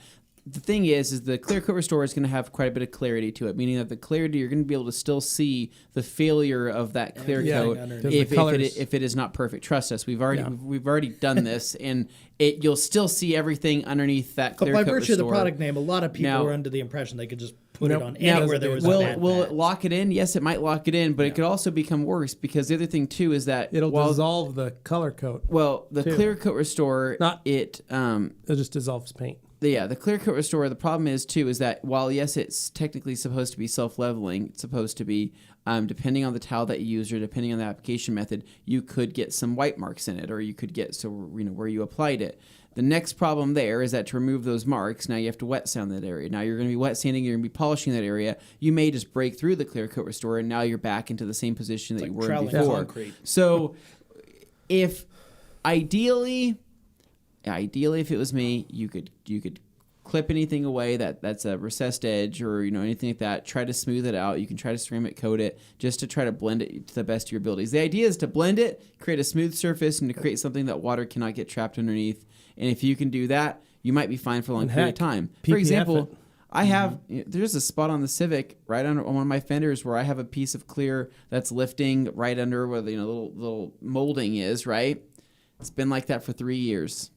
Literally since I got the car. Yeah, but you've been watching it, and you've been trying to keep it coated. I've watched it. I just kept it coated, man, and it hasn't gotten any worse. Whereas, like the Elantra, the back bumper is in the process of fully dissolving. It is. It is breaking because big Well, the chunks. horsepower has. Well, it's the driving downforce. so Pulling fast. away. It's the downforce. It's going over the breaking bumper. Yeah. the clear off the back of the bumper. That's and how so, that works. if I tried to put Clear Coat Restorer over the top of that, what would happen is the fact that I would still have those blotches. But here's the deal: that clear coat is peeled off. The remaining pigment has started to oxidize. It has, yeah. And if I put Clear Coat Restorer over the top of it, there's a chance that I can dissolve that pigment, and it won't look. It'll look worse. Anthony and I, when we first started playing with Clear Coat Restorer, it's a great, phenomenal product. It's an awesome product. However, we did a paint touch up on a hood, then we tried to Clear Coat Restorer over it. What it did was it dissolved all the paint touch up marks. So we're right back to where we needed, where we still had the chips. Yeah. So there's only so much. It's got limitations. There's only so much it can do, and only so much that it can do. It took the Dr. Color chip right out of it. So Eventually, just you took reach it a out. point where you either protect what's there and you accept it's not going to look perfect, or you fully sand it, blast and it clear- off, paint and it, clear it, clean it, Yeah. and then repaint and clear it. Yeah. This That's spooky what you guy saying, how long does it take everyone to do a 2-stage paint correction? I'm doing my first paint correction next week. Different for everybody. Yep. I'm going to say vehicle, give the yourself at products. least 2 hours. Oh God, give you the day. Take I'm the day just off. gonna say, take give the day yourself- off. Have fun. Enjoy it. Give yourself 2 hours. That's a goal. If you take longer because it's your first time, have fun, man. Enjoy it. Learn. Play with it. Light a Don't candle. worry. Put on some Enya and just don't worry. relax. Just enjoy it. Don't worry Just about burning some incense in the figuring garage. out how long it's going to take you. vibe. Your Just goal vibe should out. be at least 2 hours, an hour per step. But if you haven't played with your machine, if you haven't played with the right pad combination or product, you're going to have a lot of time that you're going to need to do a test spot. Watch Anthony's $500,000 detail video. That's actually a great video. You should definitely and check just that out. see how he does a you test see spot. me, you can see me 20 and what he pounds does. lighter and trying to be a little bit more serious than I actually am. Didn't go You well. could see Yeah, you could Anthony see. and I hang out in a very dark garage. Like, lighting It was was very freaking limited dark, in but there. cool cars. Yeah. Great Cool cars, cars, inside though, there. yeah. Yeah. But All right. yeah. Dabbler Anyway, saying, how do you get the back of your head while cutting your own hair? Easy. I just turn my head around. that's good. Oh just boy, go I like- remember my first COVID haircut, going in and watching in Now, a mirror as I like work behind myself and So, go, oh no. Couple things, no. gentlemen. Couple things. As you can see, we have these 3 monitors right here. Well, you guys at home can't see it, but They here can't see it. we can. I have that same feature at my house in my bathrooms. Ooh, like One a thing you vanity guys that's- don't know is the MOSHQ vanity is actually just monitors Wow. with multiple cameras attached to all of them. It's like a security So feed. I'm for your able to take face. those things and lean them so that I can get right in the middle of it, and I can have one looking at the back of my head. Wow. And I literally just go, and I just make it. That's how I do it. Wow. Do you start to dissociate and think you're a character in a video game? So what it is I literally have a mirrored vanity. The small one is about this big, and then I have a bigger one in the other bathroom that the kids use. And so I'll go to that one That is free. to make sure I catch the back of my head properly. Because Yeah. the small one, I kind of can't catch the whole back. I can't see it all on Wow. the smaller one. So anyway, that's how I do it. All right, Weaver, do you use washer mods on your Rupes polishers? We do not, man. Nope. I used to do it on my very first LHR Yes. 21 ES. And then you learn. And then when I built my LHR Mark II 15, along with these boys, we learned the reason why. And I haven't had to use a washer mod or need a washer mod since then. So Make it work without. All right. We have Anthracite, 25 hours in a day, says, in one of your videos, I saw that there are towels that do not pass your inspection and do not go on sale. Is it possible that such towels can go on sale in Europe? I bought your Spectrum 420. So he says... Talking about B grade. No. Yeah, So- listen, hold on. He says, I am extremely pleased with the towel, but I'm afraid it'll start to break apart. So first off, No. the B grade towel situation, that's a local thing that we'll do only for businesses around here. We'll sell them to people that can utilize them, dog shelters, things like that are B grades, but they Limited do use not go cases. on sale or they're not passed to distributors. Trust me, you guys are too picky. You wouldn't want them anyways. Yep. You'd be like, this is not a perfect square. I'm like, that's why we can't sell them to those people. Well, and here's the other thing. What he's saying is it possible that such towels can go on sale in Europe? No. all the towels that go to Europe come from Boise here. However, they are quality controlled to an extent in Europe. Rag Company Europe does the same kind of quality control when you order single towels or you order, I want 4 of these and 5 of those and 7 of those. They quality control them. If you're asking to buy a case or 25 packs or something that is prepackaged from our factory and you find a poor quality towel in there, you're probably getting it at a discounted or a reduced rate because they're not having to quality control each individual towel in a case. Now, if you need a B grade version, you can reach out to info@theragcompany.shop, but we do not know what they do. They've called us and said, hey, we've got a couple B grades that we've gone through that we've noticed were bad. What do we do with them? And we've said, hey, we send them to dog shelters, to the shelters for pets, for washing dogs and cats and cleaning up places. We've sent them to homeless shelters so that they can use them for towels, facial cloths, and things like that to clean.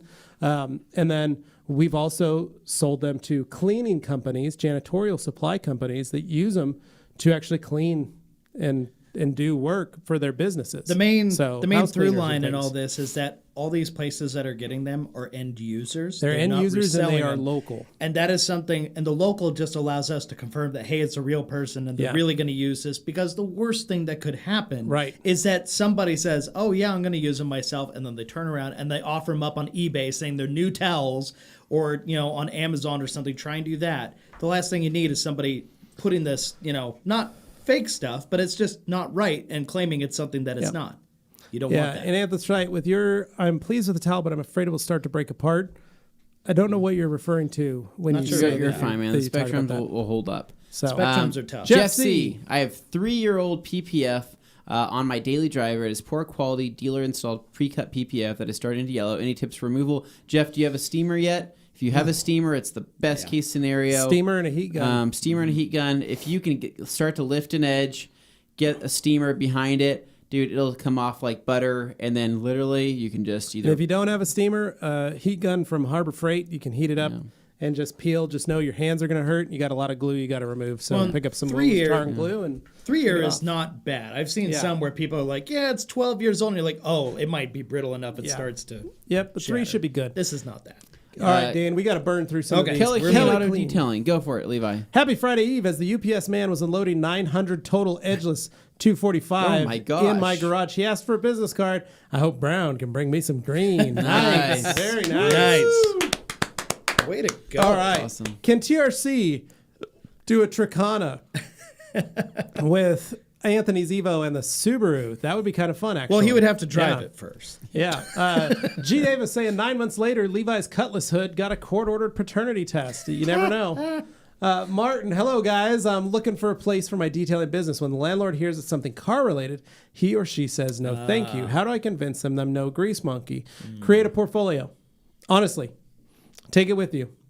Print out some pictures of some of the cars you work on, not dirty, and what you do. Show them some of the things that you do. Do it. I mean, literally just take a portfolio. You can take photographs of something when you meet with the landlord.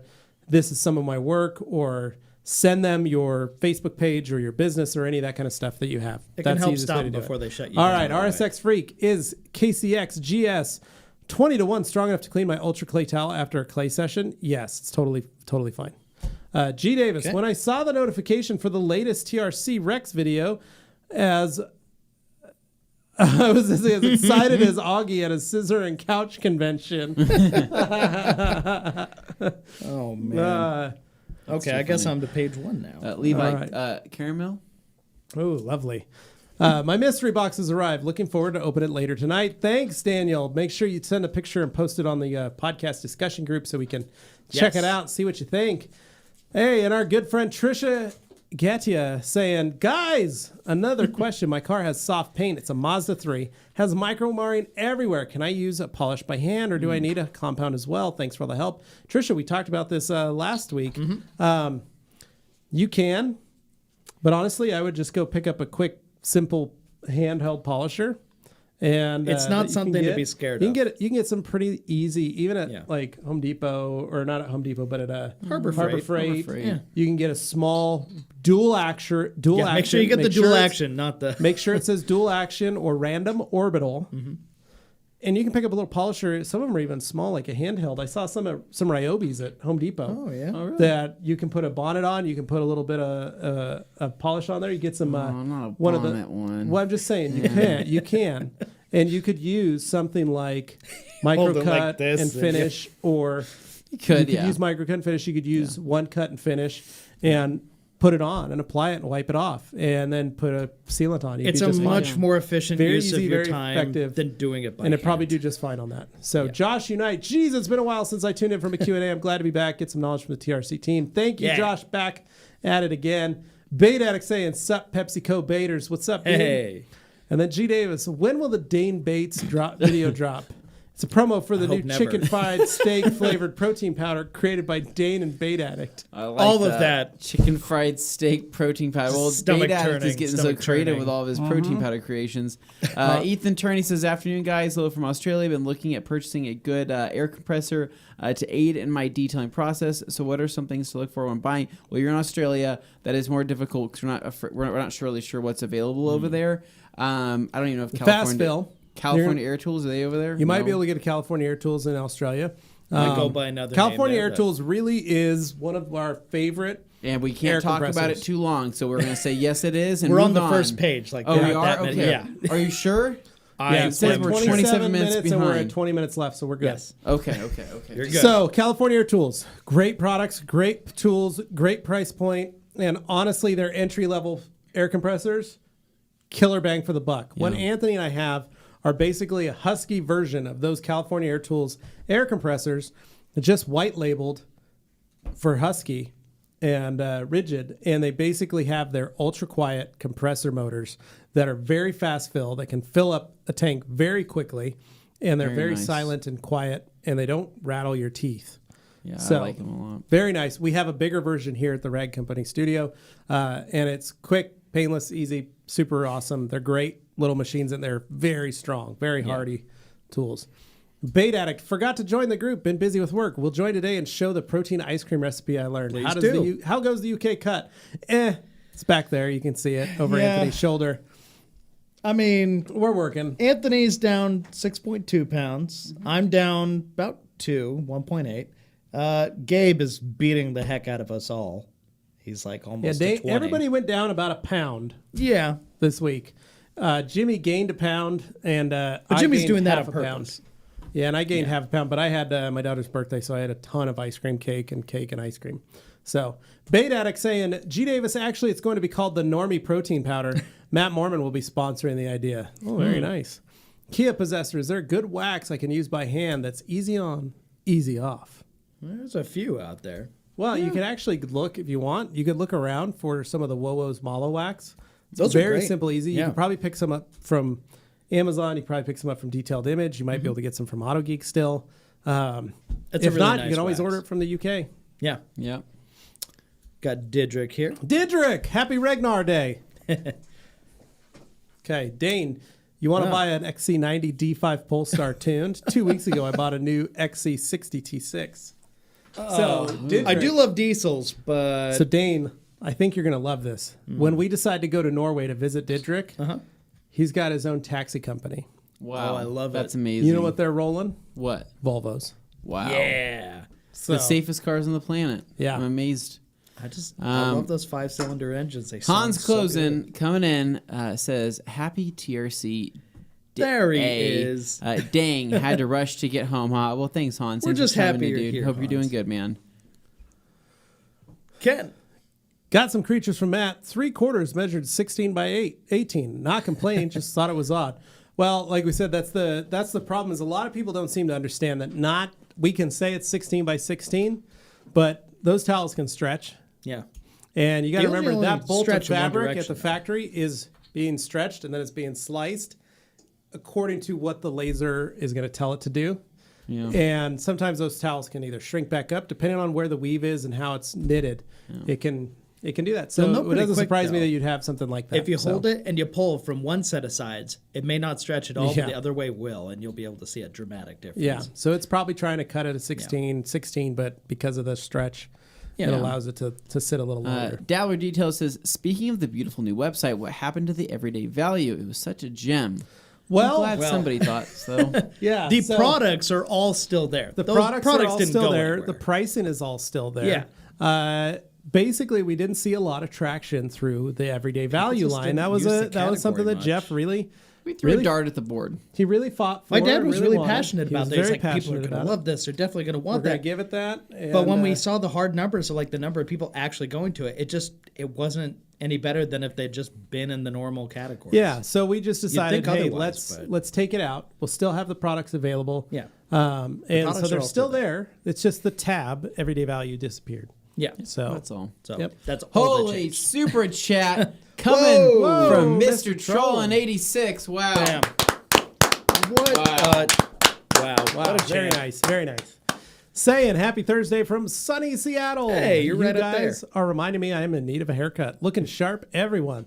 Love the new STI video. Can't wait to see the PDR video next. Wow. Yeah. No, those guys are working. We had a lot of fun in that video.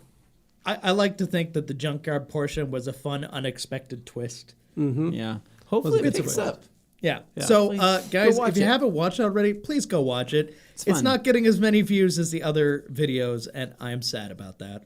So it's a good episode. Please, it's fun if you just want to see us hang out. Was it the thumbnail that you're tearing me apart, Lisa? What, people don't like The Room joke? I had Tommy Wiseau up there. I guess if you're not a I absolutely think my information has been sold. You know, I have this theory. You got another phone. So I have this theory. Whenever you enter a car giveaway, I think all the information they collect from that, I think they sell it all. Yeah. Because not only do they make more profit from it, because they're getting more profit from it. It's more money. But it's just another avenue to really data mine and collect as much stuff about people as you can find. I think unless something specifically says that they're not selling your information, I think that your information is getting sold the second you enter a car giveaway. So this list of people is really into tuner cars. So, for example, the only warranties. The last people who bought this shirt. Well, the thing was, I didn't even care about the dang giveaway. I entered because I think it was Motion Auto TV had an Evo shirt. I liked the shirt. We met the guy who runs the channel. He's nice. I met the nice. guy that ran the shirt. And I saw the shirt. I'm like, oh, I actually do want that shirt because it's like the first Evo shirt I've seen that was good quality. So I'm like, I'm gonna buy it. I'm definitely not gonna win it. Definitely didn't. Right. Go figure. Like a week after that giveaway ends or whatever, it's been 2 weeks, dude. I'm talking 20 times a day. So I think those car giveaways are selling your information. Allegedly. Dane, do you get spam calls? Oh, I get spam calls, and I noticed they picked up when I did start entering a few of those giveaways. Not because I'm like some sucker, but I actually liked the shirts in the cases, the ones I got, so I figured it was not really a big deal whether I won the car or not was besides the point. Yeah, so enjoy entering the giveaways and getting called every 2 minutes. So it's life in the modern age. Javier Gonzalez, question number 1. What do you guys think of the newer ceramic tire dressings? Do you think it's worth it or better to clean your tires more often? Honestly, I've used a couple of the SiO2 infused dressings. I don't see a difference. Do you see a difference, Anthony, in an SiO2 based tire dressing? Remember when we were sent the graphene tire dressing? Yeah, dude. Yes. I really didn't think that was ever going to be a thing. That and it cracked became me a thing. up when I saw that. Yeah, so anyway, but I mean, dude, I honestly... The thing is, if it's even a silicone-based tire dressing, it's still going to bead water. It's still going to do all that kind of stuff. So, I mean, it's... I don't see any major difference. I honestly think that PSS has probably impressed me the most. I don't know what's in PSS, but I had put on the truck how long ago? Yeah, it's been about almost a month, right? Over a month, maybe even a month and a half. My tires look freaking amazing. I got compliments on them. The guy yesterday, your buddy was here yesterday, and he was looking at the tires. He was looking at them, and the guy at the mission place yesterday said, "Oh man, new tires." And I said, "No, they're not new tires." But you've driven through rain, mud, snow, dirt, stuff. And dude, I'm telling you, man, PSS is the real deal in terms of actually giving the tires a restored look. It really is. I haven't washed the Elantra in, probably 2 months, 3 months. Yeah. It's just been sitting in front of the house, and I've been driving it, letting the rain wash it, And my tires are still dressed from the time we put PSS on it 3 months ago, 2 months ago. Yeah. Well, and as a product, since just January. the composition, the way it feels, it goes on differently than any other tire product. Pretty ridiculous. So, I don't think that really does much. I think it all really depends on the actual tire dressing itself Brian and how you Schwab, clean the tire. Sorry, says, would love to see P&S new coatings topped off with bead maker. I think the gloss will be off the scale. Levi, what do you think? I don't remember. I don't think we haven't spent enough time. We just did Soul. We just did Soul. So Soul with Beadmaker, awesome. I know that Legend with Beadmaker works great, but we're sorry, guys. We just haven't had the seat time. And that's how we haven't. So how do I say this? We trust in all PNS products. We trust in everything. We know Dane knows what we he's doing. love. We love those guys over there. So with Legend, that's the one thing that they did not give us months ahead of time. With a lot of the other products, we'll get a long time ahead to test out and give our feedback on. Legend was not one of those things. However, Sydney had her hands on it.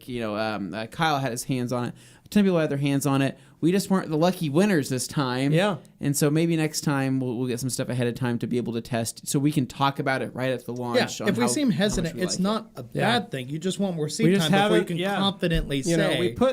We did Gabe's car, his little Civic that we've been working on. We did that. We did half of it in Legend, half of it in CSL. Yep. Because our integrity is important, and we want to make sure the things we tell you are in fact true. And this way we can at least as far as we've experienced. And this way we can have some real world testing. But we didn't put any bead maker on top of it yet. We just let the Legend sit there. We topped it with Soul, and it's been sitting in the garage. So we need to go back over, throw a little bead maker on it. Bead maker today. We can put bead maker been today on the whole 24 car hours. if we want should. to. So Wipe it down. point is, Nice. we haven't done it yet. We plan on it, and like I said, his car is out there with half and half on it, so we'll see. And then I do want to do it on the Camry. So Javier Gonzalez, number 2. Says, I know no sponge, but I was curious since Esoteric has a special black sponge for contact washing. Do you think it's safe for maybe a dirtier car after a pre-wash with a foam? So I'm not... We've never said no sponge. In the Viacross video, we made a joke when he said sponge, and Anthony cringes. But we showed a picture of an old sponge. Because I know what kind of showing sponge the kid was using. And he wasn't using an ultra black sponge, and he also wasn't using a big red sponge. The Kamikaze sponge that you're talking about, the black sponge that you're talking about, is a very soft sponge. Yeah. It's the joke is that it kind of felt like an egg crate sponge is what it felt like, but it is a very fine, soft material, and people use it on really soft black paint all the time. You know, Matt Mormon of Obsessed Garage had a whole thing with his S2000 where he used the Kamikaze sponge. It never inflicted marring or anything like that. So it is a really that car would have shown it. It is a really good sponge. But I think that in terms of the best sponges on the market, at least to my knowledge, you have the big red sponge, you have the ultra black sponge, and you have the Kamikaze black sponge. I haven't heard of any other sponges. There's the big gold sponge. And then the big, I think that died off. Those and there's a sponges big are blue all sponge now with Optimum. safe. The blue, Owner's Pride has a big blue. Is it a BBS? Yeah. Okay. So Nice. Okay. anyway, point basically the sponges developed by Lake Country for brands like us, like Optimum, like Owner's Pride.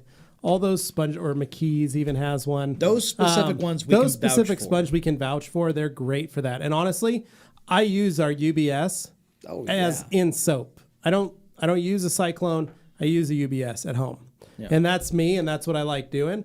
I don't have any issues. You're fast. In the wash media. It makes I quick don't work have of the any job. problems with it. And I like that I don't have to wash it out. I can wring it out, and I can throw it in a bucket of O&R and call it good. Yeah. And vice versa. It can work both rinseless and in soap. So, UBS you can use. If you want to really get into it, start playing with a sponge, grab that one. Yeah. Aaron's, has anyone tried Super Pink Perfection from Orally? I'm assuming he's meaning Riley. Depending on the dilution, you can use it on glass. It doesn't have ammonia on the SDS sheet, so is it safe for tinted glass? If it doesn't have ammonia, I would say yes on the SDS. Yes, you could use it on tinted glass. However, I don't know the product that you're talking about. Haven't used it, and so I've never used can't it. speak from experience. Anthony. Ken Jeeper says, I've cut my hair all of my life. I use a handheld mirror and a regular mirror to see the back of my dome. I used to be able to fade back in the days. Well, here's the deal, Ken. If you know how to fade and you feel like you're a pretty good little barber there, I'll let you cut my hair. Next time you see me, I'll show my mom and I'll say, hey, who do you think, Mom? You think he did a good job? He cuts his own hair. That's pretty impressive. Dabbler Details says, so if I build a studio in my house, I won't have to pay for haircuts. Got it. Yes. Yeah. Pretty or much. use your bathroom. That's what I do. Aaron's, have you ever knocked down knockoff companies that make the same product, say Wash Mitt, that look the same from AliExpress for copyright? Have you ever knocked down knockoff companies that make the same product, say Wash Mitt, that look the same from like AliExpress for copyright reasons? Or delist them or something? We haven't really. We try to stay neutral on that. Yeah. It's just one of those things to where I don't want to pick a fight with that kind of stuff. It's not worth it. It's very hard because it's the copyrights for certain products. You can battle it, but the problem is there may be 5 or 6 other places making the same thing. Well, like a good example was the Detail Factory brushes, for example. Those were getting copied because people were like, oh, as long as it looks like this high-quality brush, people will think it's the same thing. So what does Detail Factory do? You know what? I'm going to change the mold. We're going to change it up. Now it's something that's way harder to copy. And it's not way harder, shape. but it shows. It's rubberized. It's got other stuff going on. So just little steps and innovations to make it more. Now, there's a good one here we got to get to. There are rules, though, Aaron, just so you know. If you go to SEMA and you're trying to sell copyrighted products, you can get in big trouble for that. Yeah. And there was a company that one year copied the grit guard. And they copied it so bad.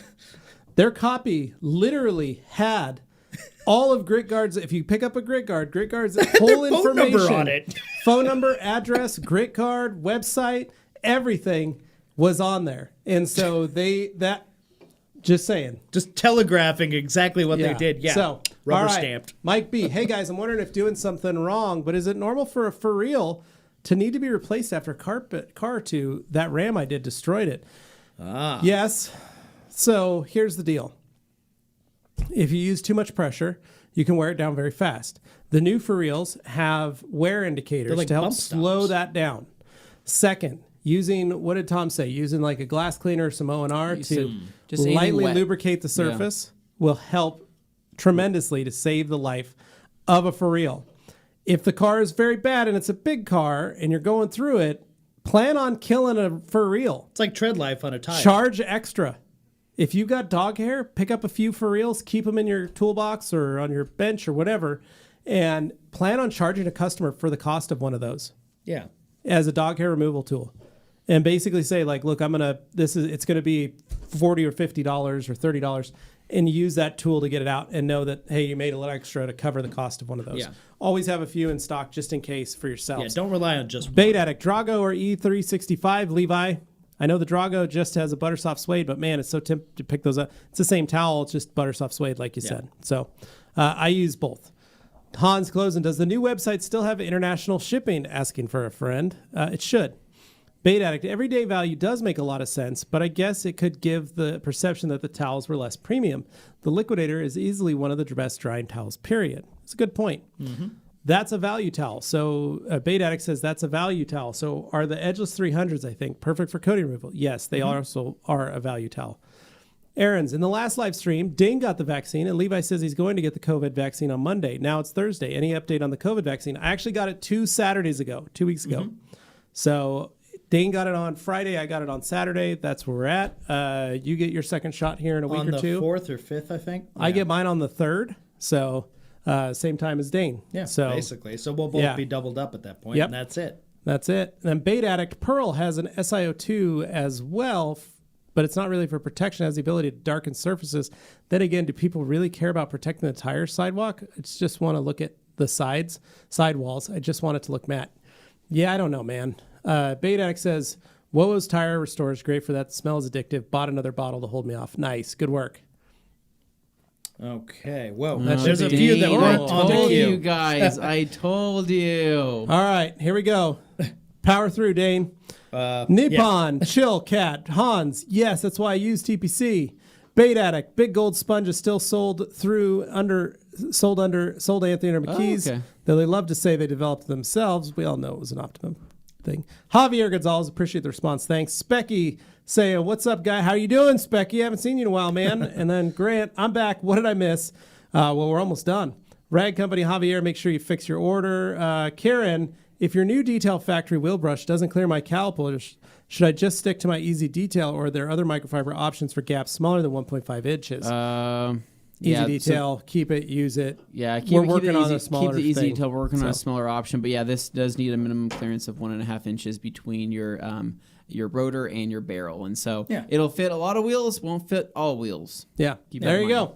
Wow, 2 That's minutes all left. Wow, we knocked him out. Boom. Good work. Was there anybody at the Nailed bottom, it. Dane, that we missed? Because I feel like I mean, Did we the get- reason was okay, we I was got in those. the curated queue, so I Curated. wasn't seeing everything. Okay, but, perfect. Okay, yeah. gotcha. Okay, Well, we're cool. good. So, Yeah. anyway, Wow. guys, thank you so much for hanging out with us on this final Thursday of this week. I was gonna say there's still time. Yeah. but We still have another. yeah. We still wait. Final Thursday of this month. I don't know. This month it is. It is Yes. this month? It Monday's is. the 29th.